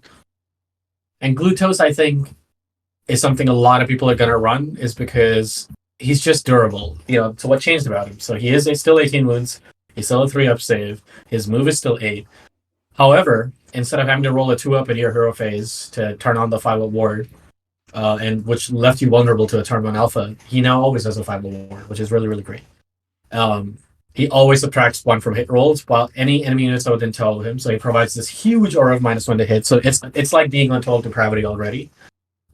Against melee attacks at least, which is really, really good. Makes everything a little more survivable, ties into your temptation. His like the gourmet thing where he just like has a different course meal every round and gives you more buffs. Like I think he adds to bravery, he can run and charge, he auto passes battle shock on round 3, casts an extra spell on round 4. I mean, that doesn't matter, the game won't last that long, really. And then he has like things that can heal him, and then he has a spell is really good. Mm-hmm. He's a 2-caster. He has something called Crippling Banishment, 18-inch range, and I think he halves the move, run, and charge rolls for that unit. And the move characteristic as well, which is really, really good, which really ties into what you want to be doing. And they actually buffed his attacks. He has 5 attacks on, I think, -2 rend 3 damage, 3 attacks on -2 rend 2 damage, and then like 4 attacks on 1 damage. And he has then a 12-inch shooting attack just randomly on 2s and 2s that does 6 damage. Like no rend, but flat 6. Yeah, that one's interesting because that one's pretty like 2s and 2s, no rend. But if the opponent fails that roll, they're going to be like, okay, I'll take the 6. I will take the 6 this time. So that's like a depravity generator because you don't want to get blasted. Because you'll go, I'll offer you depravity if you want to save the 6, and they'll be like, no. So you're like, okay, take the 6 plus D3. Yeah, so his War Scroll has a lot of good stuff on it. Unfortunately, he's 480 points in this army, which is already like pretty high costed. Now, I can still see him because 3-up save, 5-up ward means this thing is effectively 27 wounds. So effectively, yeah. But it's and you can finest hour him. My problem with him isn't even his point cost; it's his speed. He's only 8-inch move on that gigantic base. He is doing nothing round 1 in every single game except just being defensive. And I don't think there's going to be a style for Slaanesh that's going to be very good where you just be defensive, right? This is an army that is fragile across the board. Having one durable piece in a fragile army, even if it does have a -1 hit aura, I don't think is going to be a worthwhile. I think it's good enough. I think it's personally good enough. Because hear me out, right? This army wants to be bat rich because of how fragile it is. Most of the time. I don't. Not always. I got some lists here that might change your mind on that. Sure, but let's assume they are bat rich. Let's assume they're not. Okay, let's go with your scenario. ideally your opponent's going to go, okay, I'll let you have first turn since you're out of my threat ranges, right? Like Blizzard archers have like what 6 plus 6, 12, 30 inches. Okay, I'm outside of 30 inches. I don't care if you shoot me with one Blizzard archers, or you're not going to shoot me. Okay, so you run this guy up, you put Mystic Shield on him. He has that aura. You move all your melee units up to like a central objective. You take a side objective with like a flanking unit. You put all your Blizzard archers in position. You say go. They take the turn. Now if they double you, this thing, it's a huge base. It's got the Mortec crawler base. I have seen my friend Laurent just like absolutely tarpit the crap out of units with this. Because they have to go for it. Because if you don't, it will actually deal a bunch of damage to you. Because when that round 2 thing happens, it has run and charge now. So this thing is now moving 14 inches potentially and like charging into you. And generating bunches of depravity and damage. Sure. Plus, if it's short range, the spells will matter. Like the spells you cast at the 12 inches and 18 inches, those are going to matter. And I think this thing not only draws fire towards it, but it is survivable enough with the -1 hit, Finest Hour, Mystic Shield, 5 Award, 18 wounds. And it heals itself. Like, it has, I think in the Sorry Hero phase, you can pick a Slaanesh Mortal. Basically, each time that unit fights, it's like amount of wounds that the unit did, you can use it to heal it. So they feed them, essentially. He's super tough. No doubt about that. And he's like the best thing in that army for that. The problem is that round 1 is so important for Slaanesh. And if all you're doing is moving up the middle of the board and then getting doubled, like, they'll just ignore him. I think people will just ignore him and kill everything else. Because -1 hit is not enough on its own to save you from that. You kind of have to lean into that style fully. And there's nothing super long range in Slaanesh that can benefit from that. Like, Blitzbarbs have to run forwards. They're going to run past where Glutos is in order to get their shots off a lot of times. And then he just hangs back and you lose all your hammers and that's game. I think there's other ways to play that kind of defensive style. Keeper with Lash, for example, can be made pretty durable. Not as durable as this guy, obviously. But that -1 hit effect reactively, or -1 attack, is really good. There's all kinds of artifacts you can use reactively when your opponent, charges into you that give -1 attack. I think there's ways to build that style, and Glutos isn't necessary. I don't disagree that there's maybe better things you can do, but I thought he was really bad last edition. Like, I thought his War Scroll was bad. Oh, he's really bad last edition. He's definitely improved. Yes, but he's just got better in every way, and every time I've underestimated him or thought, oh hey, Laurent's taking Glutos. And I've heard this like verbatim from so many players. It's like, oh, this guy is Glutos. It's not a good list. And Laurent, like, always, like, this thing survives late game. And it just, like, it absolutely just generates depravity and is wrecking you with, like, spells and things. Because it just gets better and better each battle round. Yeah, and the more you let it get better. And the healing's actually really, really good, right? Max 6 healing per turn, but it's still very good.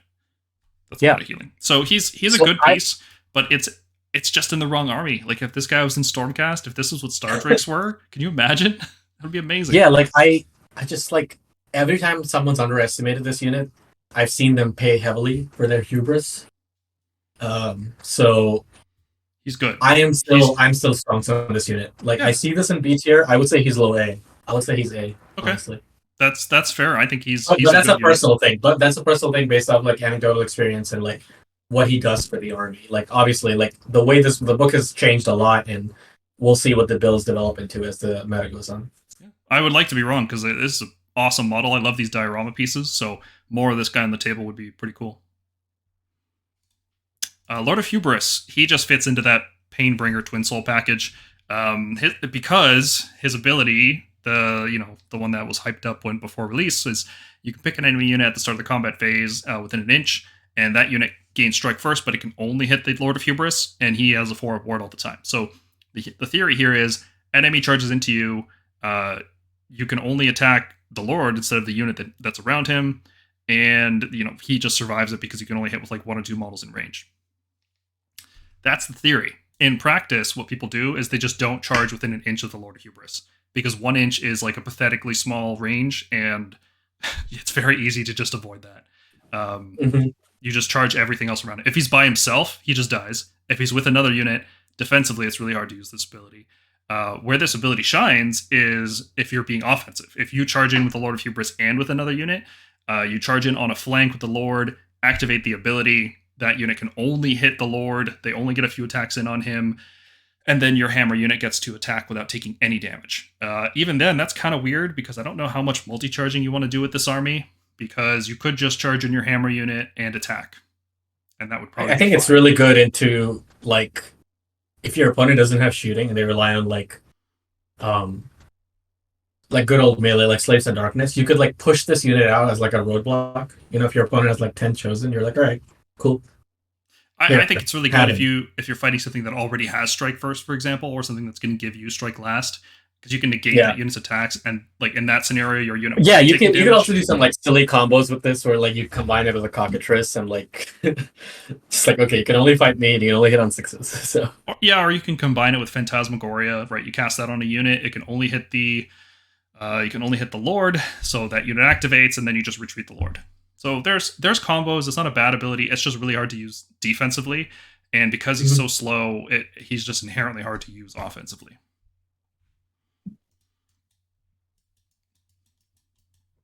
Let's talk about Syll'Eske.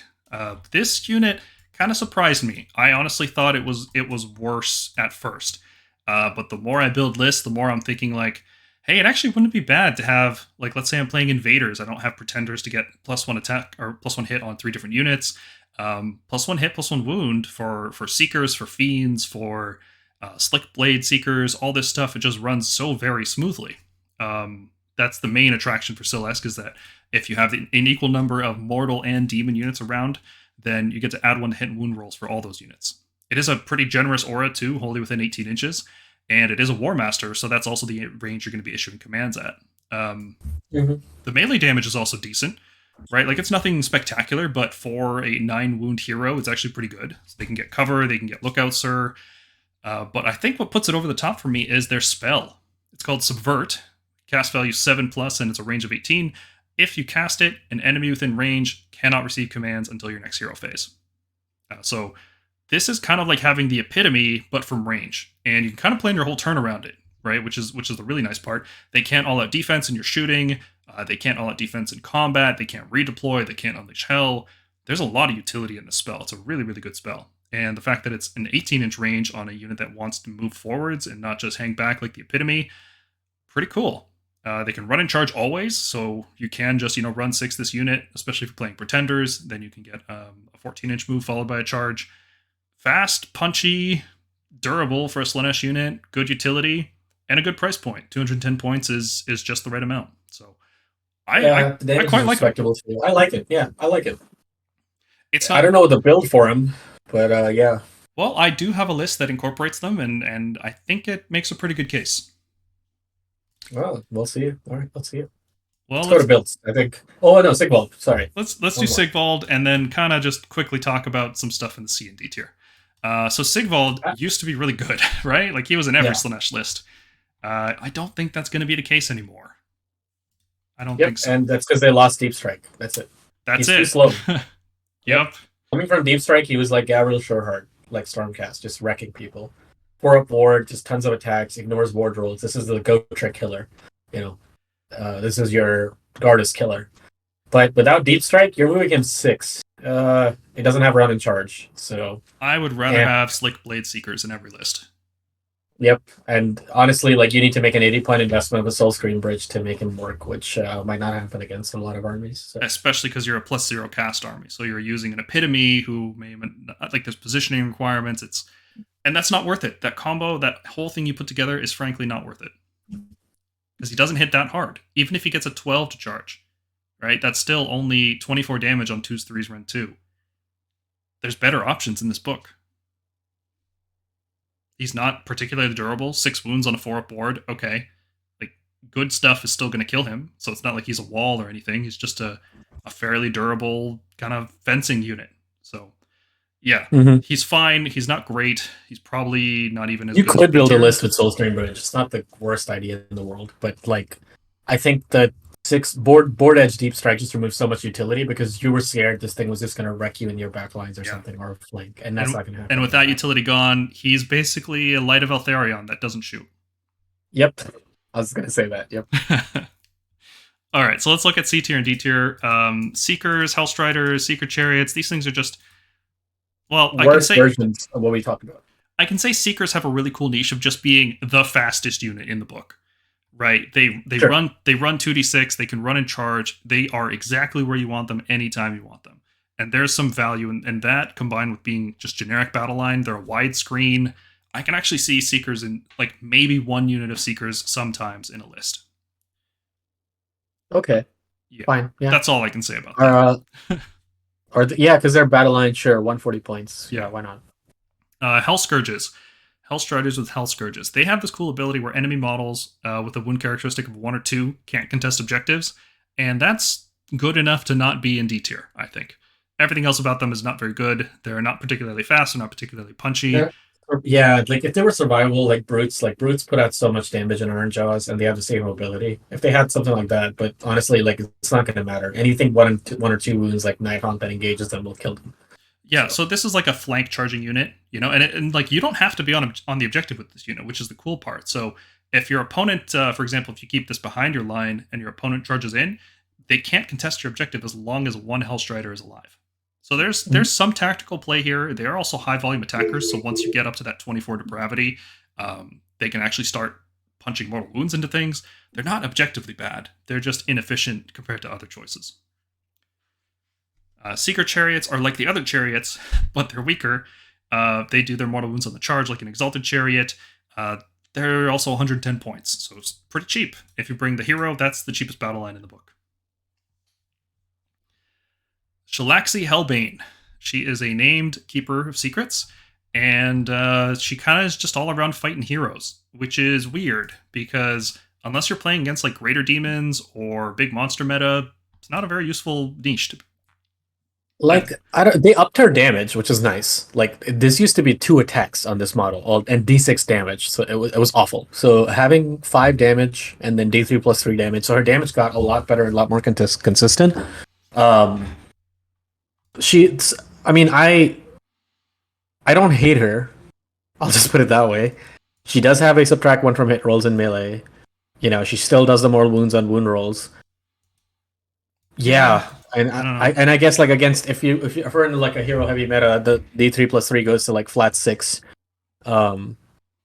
It's not bad.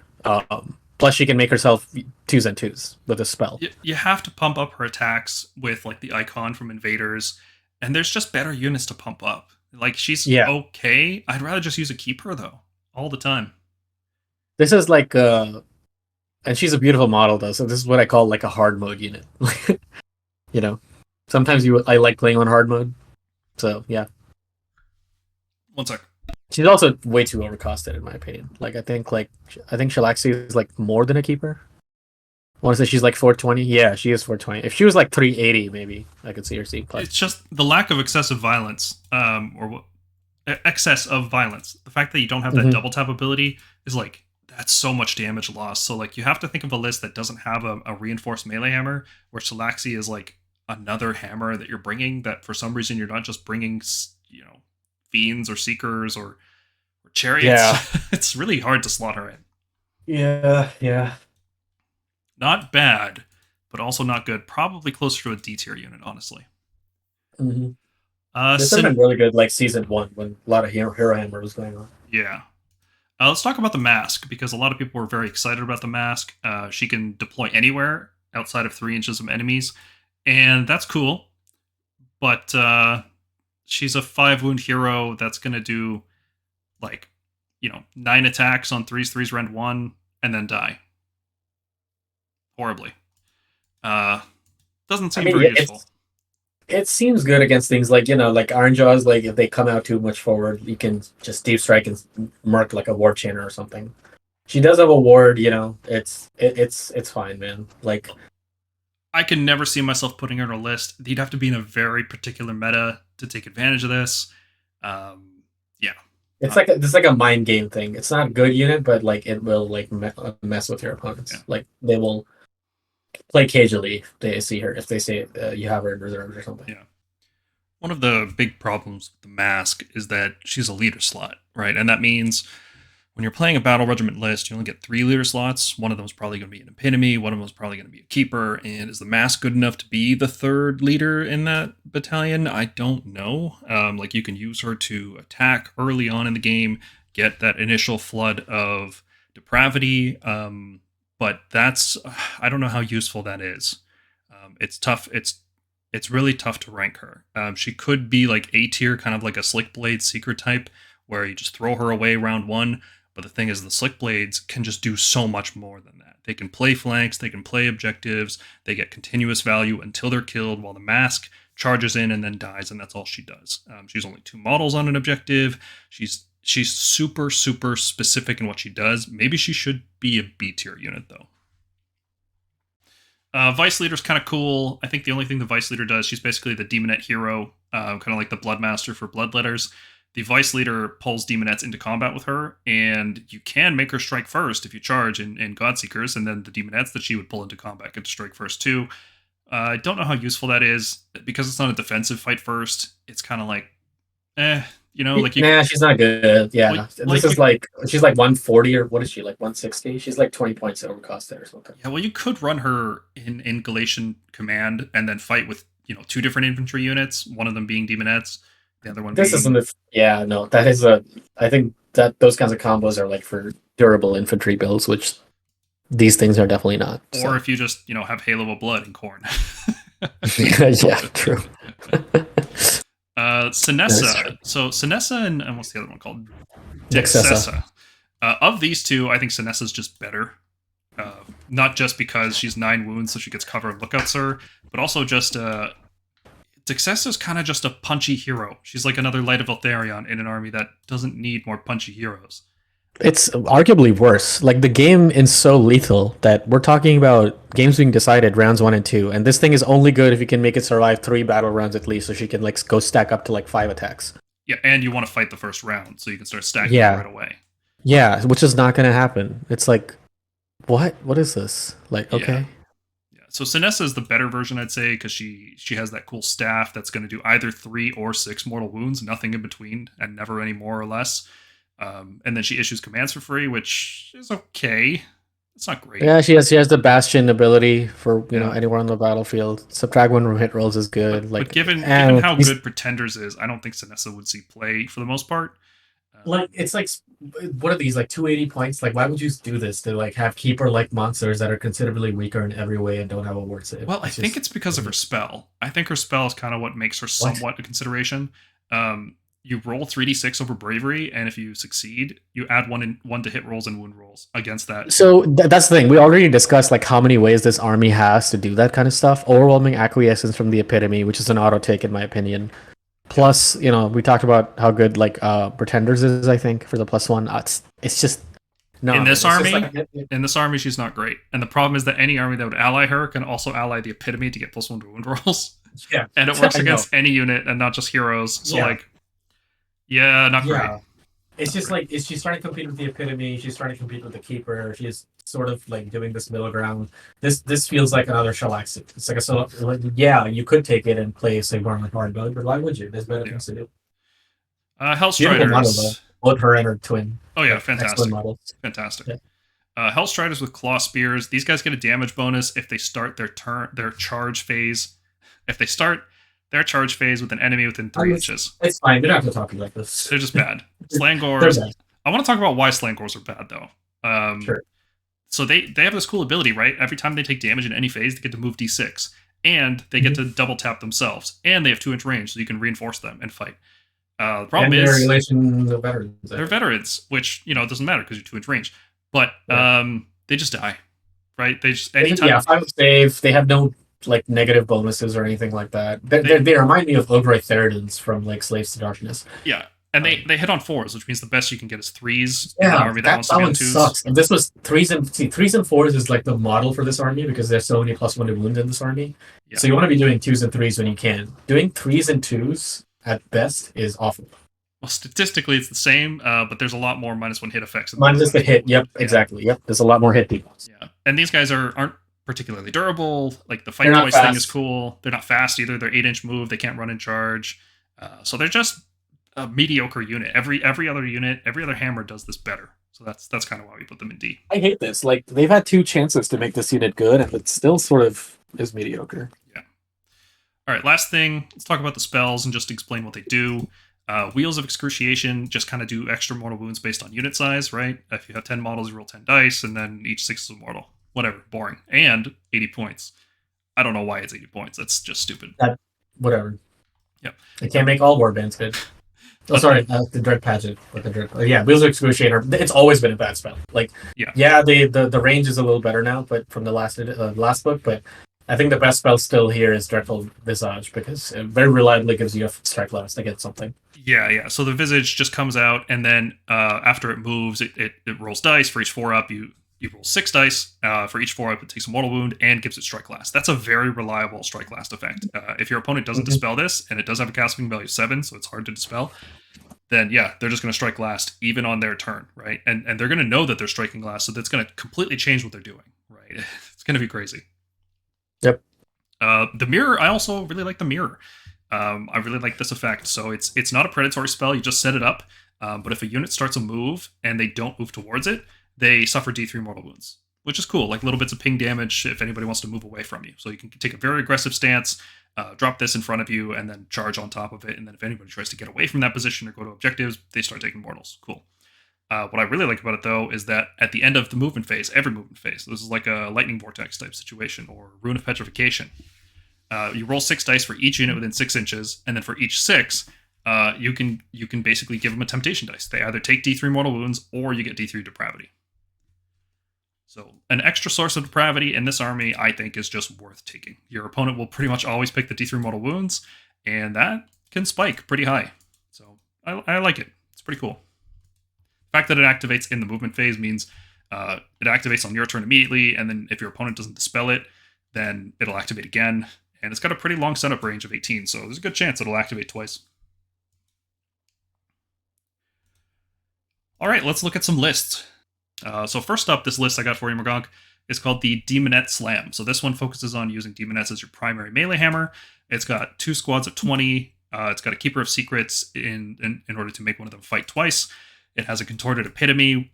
We are playing Invaders here, so we have the, of course, Ren stacking combo with 3 different heroes that can all get it, which is crazy. So you're going to get up to Ren 4 with your Daemonettes potentially. With the Blissbarb Seekers, that's potentially Ren 5. It's crazy. Hysterical Frenzy is a spell that can just punish heroes with high bravery, or punish units with high bravery, which is kind of cool. The Keeper of Secrets didn't actually take Hurler of Obscenity's baseline. It took Best of the Best because +1 attack all the time is good.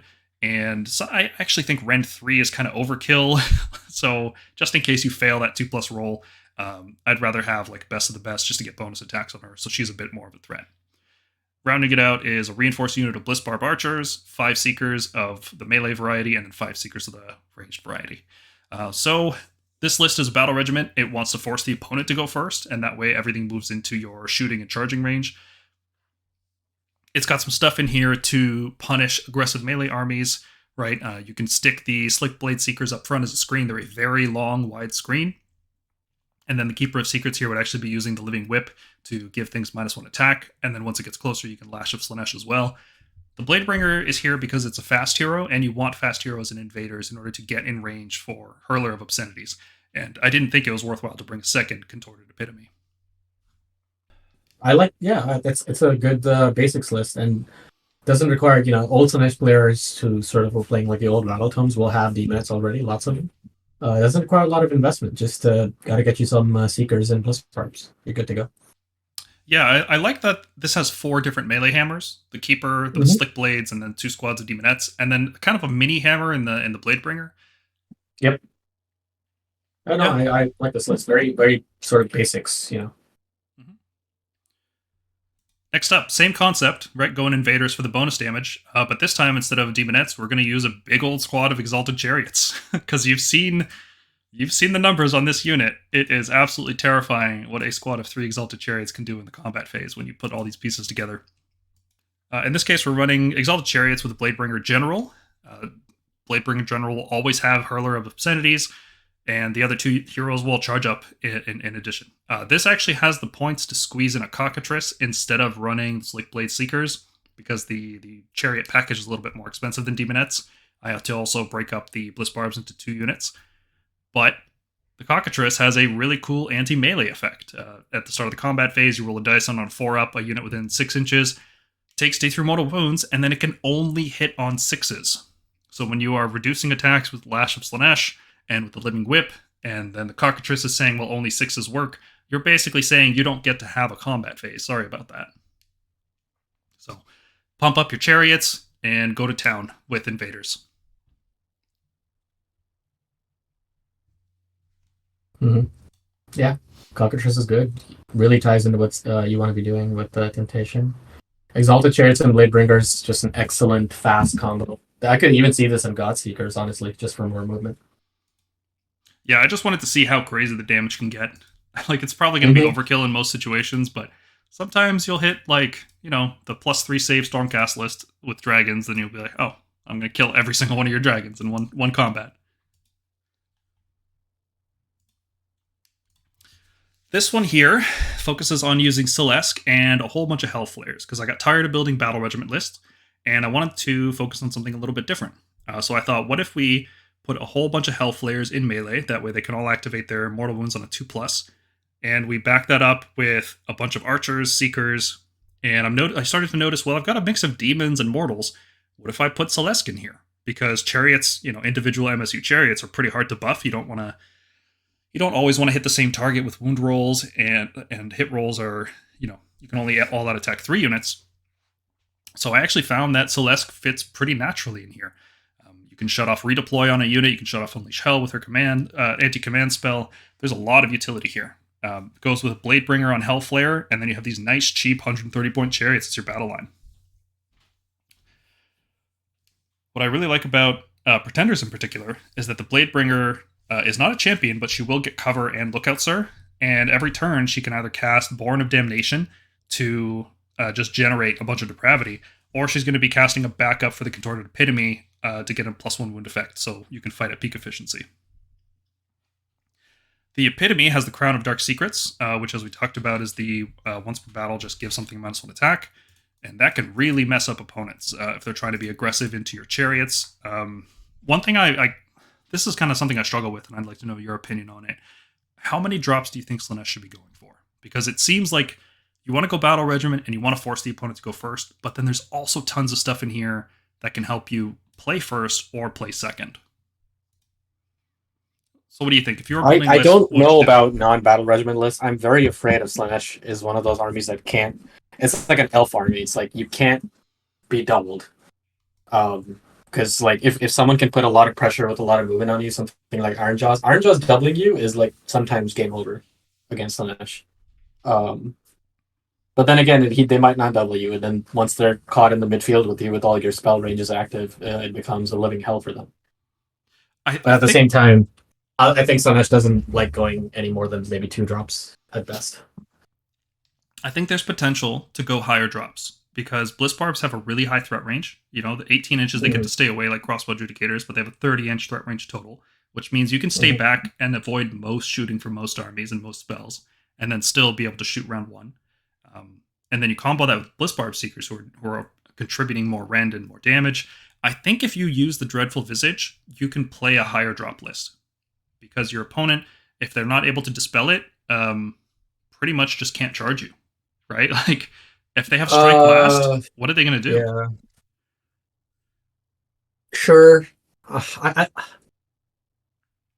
Yeah. It could work. I'm not saying it can't, but... Yeah. There's also the matter of just...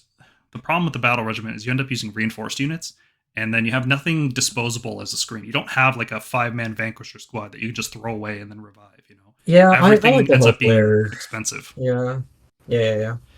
But if you go with more drops, like with this list, I lose a Hellflayer, I'm not too upset about it. It's one Hellflayer, you know? You have a lot of your threat. Yeah, a lot of your threats are spread out. Sure. I could see that for sure. Yeah, so that's this list. Clarn loves fighting this list, but this one here, we talked about the Kronspine in our review, and I figured Kronspine +1 cast with the Contorted Epitome casting Slothful Stupor, which makes a unit move 3 inches and charge 3 inches, out of a spell portal, which effectively makes the spell now a 32-inch range. Approximately 32-inch, because you've got 12-inch spell, 18-inch spell portal, and then the width of the spell portal, so a little over 30 inches. And that's usually enough to get the right angle and cast it on something out of unbinding range. It does have a 7 cast, but when you're +1 and you're re-rolling, pretty reliable, I'd say. And And then on top of that, it goes Battle Regiment because it can fit a Kronspine in as a monster slot. And then it's got just a whole bunch of shooting. Lord of Pain with Simbaresh Twin Souls to act as like a secondary anvil. Just I hate this already. Well, think about the Twin Souls combined with the voice box to give an enemy unit -1, -2 attacks guaranteed when it comes in, and the Kronspine's gonna live more than that turn. So it's got shooting, it's got magic, it's got defense. Yeah, thanks. I hate it. Just one more chaos list with Kronspine. Chaos lists that have summoning and -1 to hits. And man, they should just delete this model from the game. It saved Zinch's, but it's gonna save this list. But Nurgle was even more oppressive with all the flies flying around alongside the Kronspine. Like, come on, man. Why does this thing exist? Oh, just wait till the summer when we get another Incarnate. Oh, yeah, I can't wait. And I believe this is the... Yep, so this is the last list here. I called this one Fiendishly Clever because once I started exploring going with higher drops, I started thinking, well, Bliss Barbs are honestly not the worst shooting unit. Maybe this one should have been Pretenders instead of Invaders so you can, all-out attack a bunch of units and get through Lookout Sir. But, yeah, this is 60 shots. 60 shots in sharpshooters. No, 80. Isn't it? Yeah, but 60 in sharpshooters 60 and in then sharpshooters, 20 out of 80. it. Yeah, well, technically 63 and then 84 shots total. Yeah, and then it's got 6 Fiends and Galatian Veterans with Keeper of Secrets to allow them to fight twice, with all the Invaders Rend stacking. This is a lot of damage. It's got the Blissbarb Seekers in there for even more Rend, and then it's got Enrapturus in here actually as an anti-magic support piece. I gave her the Arcane Tome with Historical Frenzy. You could swap the Enrapturus out for like a Shard Speaker. There are points left over to do that. I just wanted to see what the Enrapturus can do if you focus heavily on shooting. Mm-hmm. So you can see there's a lot of variety in how you can put this army together. Out of these 5 lists, which one would you think would you want to try first if you were to get a selection? I'm a big fan of Chariots. I love Chariots, so I'd probably try that second list with the Exalted Chariots and the first list with the Daemonettes. Mm-hmm. And they're both solid lists. Yeah, nice and simple. Here's my big melee hammer. Here's some shooting hammers. I'm Battle Regiment. I have this.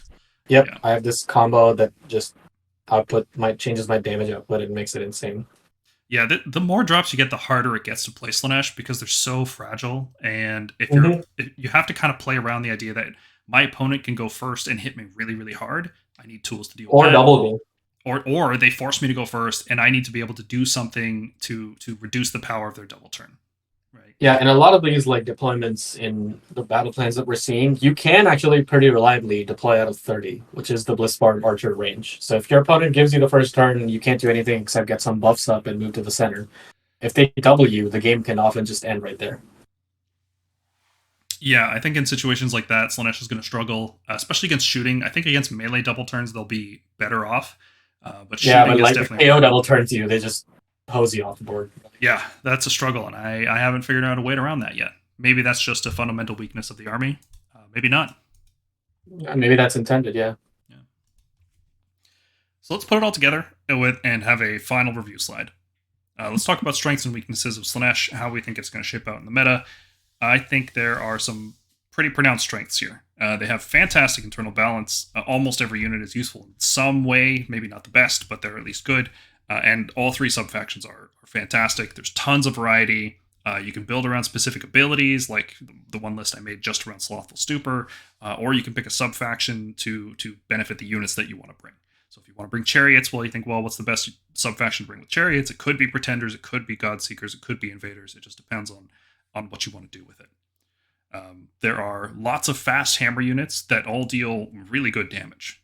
Like Daemonettes, Fiends, Slick Blades, Chariots are all fantastic choices, and different combinations of them is going to give you lots of different lists. They do need buffs, like most armies, but the buffs that in this army are easy to get. They're either multiple layers of redundancy with Acquiescence and Overwhelming Acquiescence. There are multiple ways to get +1 hit across the army with Pretenders. There's some guaranteed buffs as long as you're just within 6 inches. You can get -1 Rend with Invaders. Easy to get these buffs. Fighting twice with the Keeper is devastating. There's not a lot of fight twice left in the game in 3rd edition now.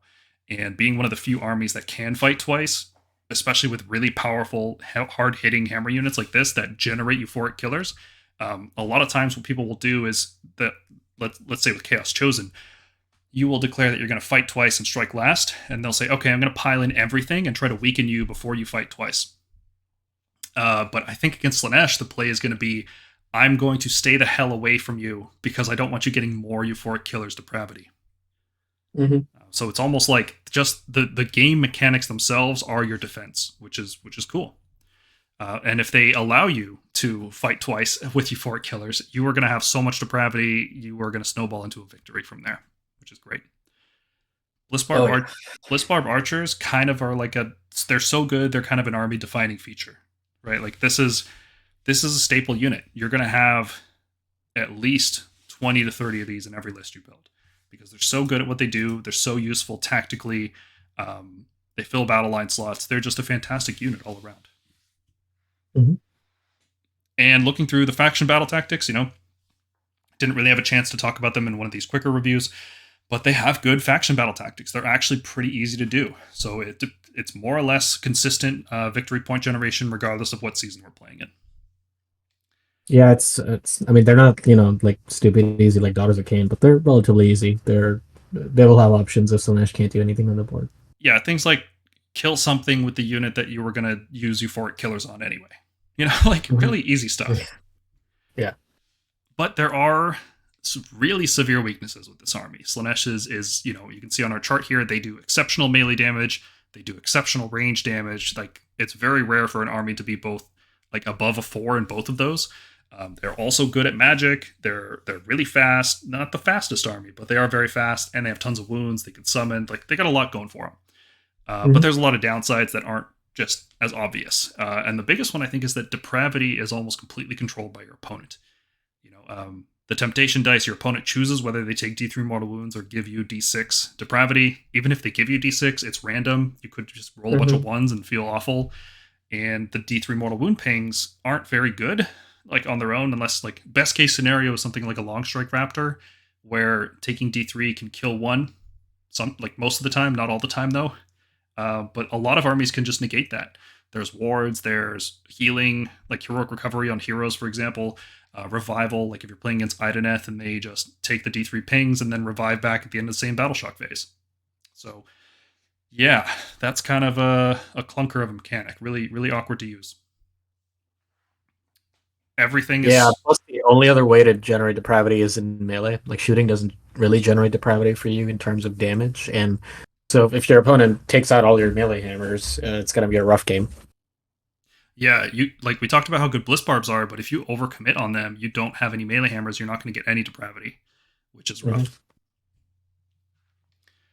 Everything is fragile, especially if you don't even have the -1 hit from 12 plus Depravity. The -1 attack helps with melee. There's a lot of these -1 attacks, but shooting and magic are really devastating to this army. There's no bonuses to Unbinding. There's no wards until you hit the 36 Depravity.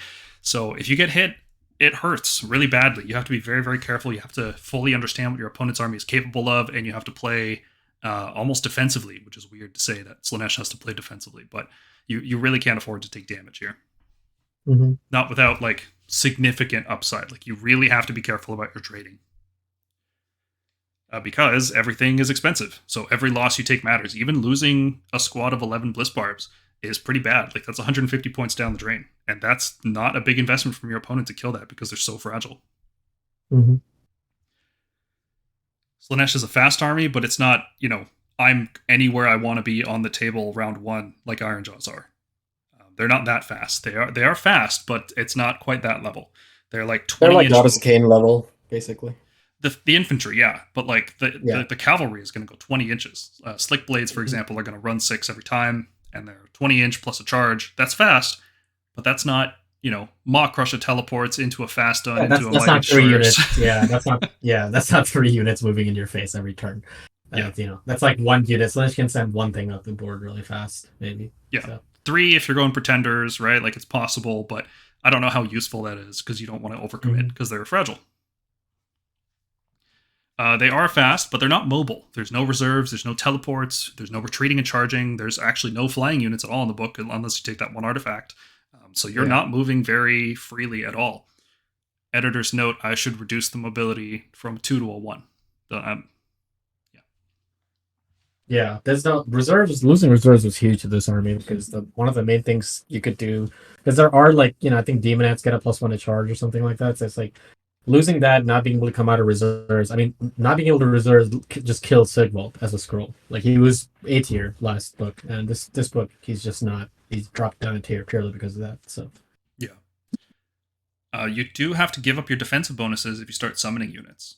Generally, you're not going to get like 60, 70 depravity. I think that's going to be rare if you're hitting that point. Unless your opponents are just really new to the game Yeah. and they give you every time temptation every time. It's definitely going to be a noob stomper army, that's for sure, because you're just going to roll over people and get so much depravity. But against good players, you're going to have to make a serious decision if you want to keep your 18 depravity or if you want to summon 10 Daemonettes. I mean, assuming you at least want to keep at least 12 at all times to have your army have some semblance of defense, you effectively need 48 depravity to summon a keeper. And that's a lot. Like, yep. Is it doable? Sure. Is it going to happen if your opponent knows what you're capable of in the melee with your 4 killers? Probably not. I'm not sure how valuable summoning a keeper is, because I believe you can only use excess of violence once per game, even if you summon a new keeper. Yeah, but I mean, you're not going to summon keepers anyway. I think you're going to be summoning chariots, if anything. Chariots, Daemonettes, yeah. Maybe an Enrapturous seems like a good summon because she can shoot. Yeah, Enrapturous is an excellent summon, actually, because if you fight Tzeentch, then yeah, you absolutely should put it in. And if it's not already in your list, that is. Yeah. There's no bonuses to casting or unbinding, and a lot of the spells are either 12 or 18 inch range, so you're not doing a lot of casting round 1. It's mostly defensive casting, which further plays into the idea that you need Battle Regiment to force the opponent to go first, which really does restrict your list composition. They also, the battle tactics are good, but the grand strategies are not. All of them are really bad. So you're really reliant on the neutral grand strategies. And a particular note here for Season 2, this army really wants to take sharpshooters and sometimes veterans, but it really wants to build 1-drop lists instead. So it's a little awkward in that respect. Yeah, I genuinely think until points changes or something, and maybe something changes, but I think this army really has to be 1-drop. I think it cannot afford to not be. But as for grand strategies, I think the one grand strategy is really good. That is, so I rate grand strategies of what can your opponent do to deny you this, right? It's like the Tzeentch one that is like just have a 9 on your destiny dice or whatever. They have a grand strategy called Selfish Desire. Do not summon any Slaaneshi demons over the course of the battle. It's very doable. You can just, even if you're losing, you're like, nah, I'm just going to summon it. I'm going to guarantee myself 3 points. Yeah, my problem with that is I don't like being limited in my choices by the grand strategy. It's like, if it's a close game and summoning Daemonettes would win me the game, but then I lose the game because I lose the grand strategy, like, that's just awful. I don't want that. Yeah. So, I think in the hands of a skilled player, this army's going to be good, despite all these problems. The weaknesses to shooting and magic, the depravity mechanic. It's a high skill ceiling for sure. Yeah, it's like an Idna Deepkin type army. It's like it doesn't seem good, but in someone who knows how to leverage their movement and leverage their debuffs, and this army really rewards good movement and really punishes bad movement. So that's what it comes down to. Super punishing, yeah. It's like Idoneth, but with no safety net. There's nothing protecting you from shooting or magic. Anything your opponent wants to kill, they will kill. You have a tough time stopping them. Melee, you can do a pretty reasonably good job, but good charges can kind of get around a lot of stuff like that. But it looks super fun because it mixes magic, shooting, and melee, and charging, and all kinds of like intricate movement positioning stuff you have to do here.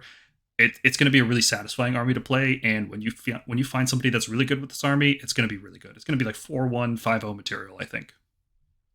Even despite the depravity mechanic, people are going to do really well with this book. Other people, not so much. It's a high skill ceiling, but also a pretty high skill floor in order to get any kind of baseline value out of this book. Yeah. So overall, I think it's going to be an A-tier book. Maybe that'll change once sharpshooters and key to victory are gone and all the heroes can just be sniped off. That's going to be backbreaking for this army if they lose the epitome right away to regular shooting. That's going to be rough. So we'll see. I think right now it looks like a pretty strong book, though. Yeah, like it's a solid book. I mean, it's a Johnny book, what I call a Johnny Spike book, which is like it has the variety to keep people interested, to keep collectors interested, but it also has like the spike elements to it that people can tie into. So yeah, I like this army. And that's it for this episode. thank you all for watching. If you like our quick review, it looks like we're getting up to about 2 hours now, which is quick for us. So it's about 6 hours less, so I like it. Yeah, we saved you guys 4 hours. Hopefully, the amount of depth of analysis has been pretty good still, regardless. If you think we missed anything or we're lacking in our analysis, leave us a comment in the video. We'd love to read the comments. We read them every single day. If you want to talk about AOS, feel free to jump in our Discord server. Check the video description for a link.